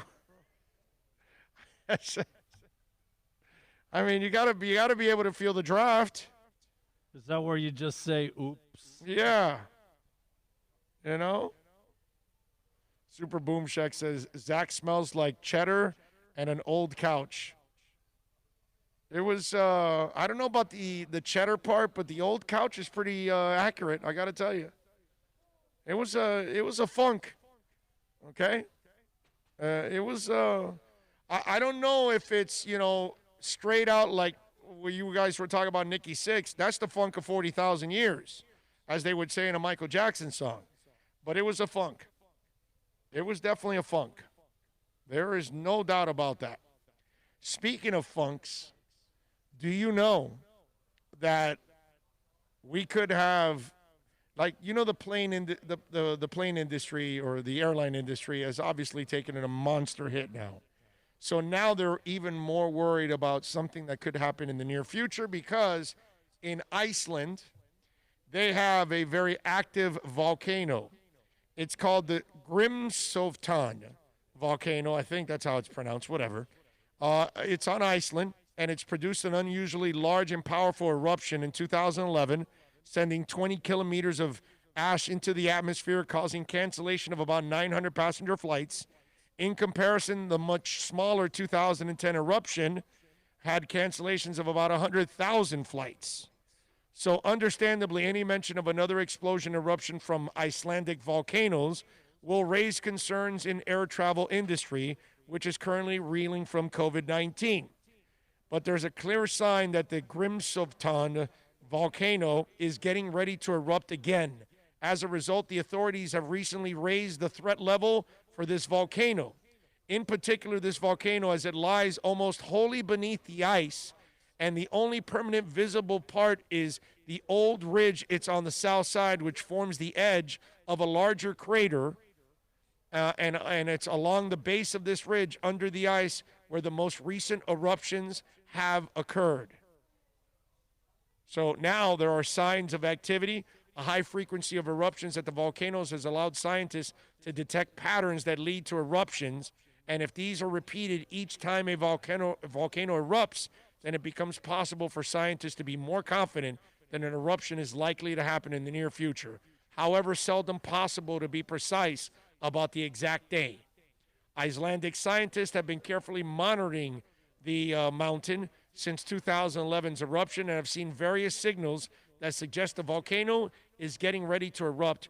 For example, the volcano has been inflating as new magma moves into the plumbing system beneath it, thinking of burying balloon in the sand and then inflating it. Increasing thermal activity has been melting more ice, and there's been more of a recent increase in earthquake activity. So what happens next? Based on the pattern observed of past eruptions, an intense swarm of earthquakes lasting a few hours, 1 to 10 hours, will signal the magma is moving towards the surface and that the eruption is imminent. In cases where the hidden subglacial lake drains and triggers the eruption, the earthquake occur after the lake has drained, just before the eruption. It's a really long article, but I only picked a couple of the paragraphs that kind of explain what's going on. But I got to tell you, man, that's got to be, if you live anywhere in that area, just like the people of Mount St. Helens or somewhere like that, that's got to be like some scary stuff, dude. Run for your life. Yeah. Yeah, like that Pierce Bronson movie, right? Dude, you know what? What was the one with... Right, isn't it Pierce Bronson, the one that Yes, yeah, but I the forgot, one, is it just called Volcano? No, but yeah, I think so. But one of the... Tommy Lee Jones did one, too. The one that was really cool... the father was Seinfeld, George Costanza's dad. What's his son's name? Oh, okay, yeah, that did the movie Schmidt, something. Yeah. The scene when he's on the skateboard and just, and he gets to the hotel and the dude in the little car like, come on, and you see the volcano go off in the back. Yeah. That's what I'm thinking of. Like, bro, I think rocks and some, like, moving fire coming at you. Right, yeah. Well, bye-bye. See ya. And they do get shot in the air, the rocks. Yeah, dude, I'm like, volcano, you know what? Which would you rather deal with, a volcano or an earthquake? Right? Like, I think they're tied for, like, forget it. Give me in a plane and let me, watch it, or a helicopter from. At least with the volcano, you may have time to get out and get away from it, and you can see it. Yeah, the earthquake. Whereas the earthquake, you don't know where you the hell could run right into a problem. Yeah, your house may go right in between a crack and just disappear. So, I don't know that. So I'll go volcano. Volcano, because at least you have a chance of getting away. Yeah. You know what? You're right. Kind of like tornado or hurricane. Rather go tornado. If I can see the tornado, then I can drive away from it. I can move away from it. Obviously, if you're sleeping in the middle of the night and you don't know when the hell it's coming, that's a whole different ball game. But hopefully you're in a place that has sirens. But a hurricane, there's no way of getting away from it unless you move away completely. Yeah, but I'd see a hurricane. At least it gives you time. Well, dude, I know it's coming. I could board up. I could do whatever. I can get out. Yeah. A tornado is right now. Hey, guess what? There's an F5. Deal with it. No, forget that. Dante's Peak. Nice job, Alex Diaz. Yes. That's what it's called. At work for Christmas, we had to dress up in our Christmas pajamas. So I stood up to see something. This girl is looking at me with eyes wide open. She tells me, look, and El Pepe was sticking out. Ah, yes. It's not good when El Pepe is sticking out. Yeah. Just wants to say hi. Yeah, that's it. That's it. Now the question is, are you a violin player, and then you hold the stick with your penis after? Now that is talent. And if you ever watch the Hollywood Nights, there you go. The one-armed violinist. That's a scene to remember right there. The one-armed violinist. Look it up. Hollywood Nights, one-armed violinist. That scene might be out there on YouTube. I'm sure. And it's Hollywood Nights, like Knights, not the other nights, not the regular nights, the other night. Okay? So Hollywood Nights, one-armed violinist. I don't know if that scene is out there, but if it's there, you'll love it. If you've never seen the movie, you should see the movie. Hollywood Nights. It has its moments. It's funny. It's got a hell of a lot of actors, too, in it. You'll remember, whoa. Man, I've seen that. It's a bunch of like little 10 or 15-minute skit, right? Type deal. No, it's a movie about a bunch of high school kids, and they're partying, and they love racing cars and trying to get laid, and they play jokes on cops. Who And was in it? Newbaum Turk is Fran Drescher's in it. Tony Danza's in it. Michelle Pfeiffer's in it. Oh, yeah. Okay, yes. There's a slew of actors now. I keep forgetting the Newbaum Turk. What's Newbaum Turk's name, bro? Damn it. He was that agent. He was on that agent show on HBO for many, many years. Anyway, but there's several actors in it. And it has its moments, actually. It's not a bad movie. It has its moments. Is that Michelle Pfeiffer? Oh, yeah. Yeah, yes. A very young. Robert Wall. Okay, man. Robert Wall, that's it. Yes, That's I it. remember this. Yes. Yes. The drive-in food, whatever. Yeah. Yeah. Show. Those Hollywood nights. Now it went away. Oh, there it is. They drive me crazy. Those Hollywood nights. Me and my baby. That's right. I know the theme song. What can I tell you? I'm a loser. I'm trying to think of the movie. Oh, God. It was around this time.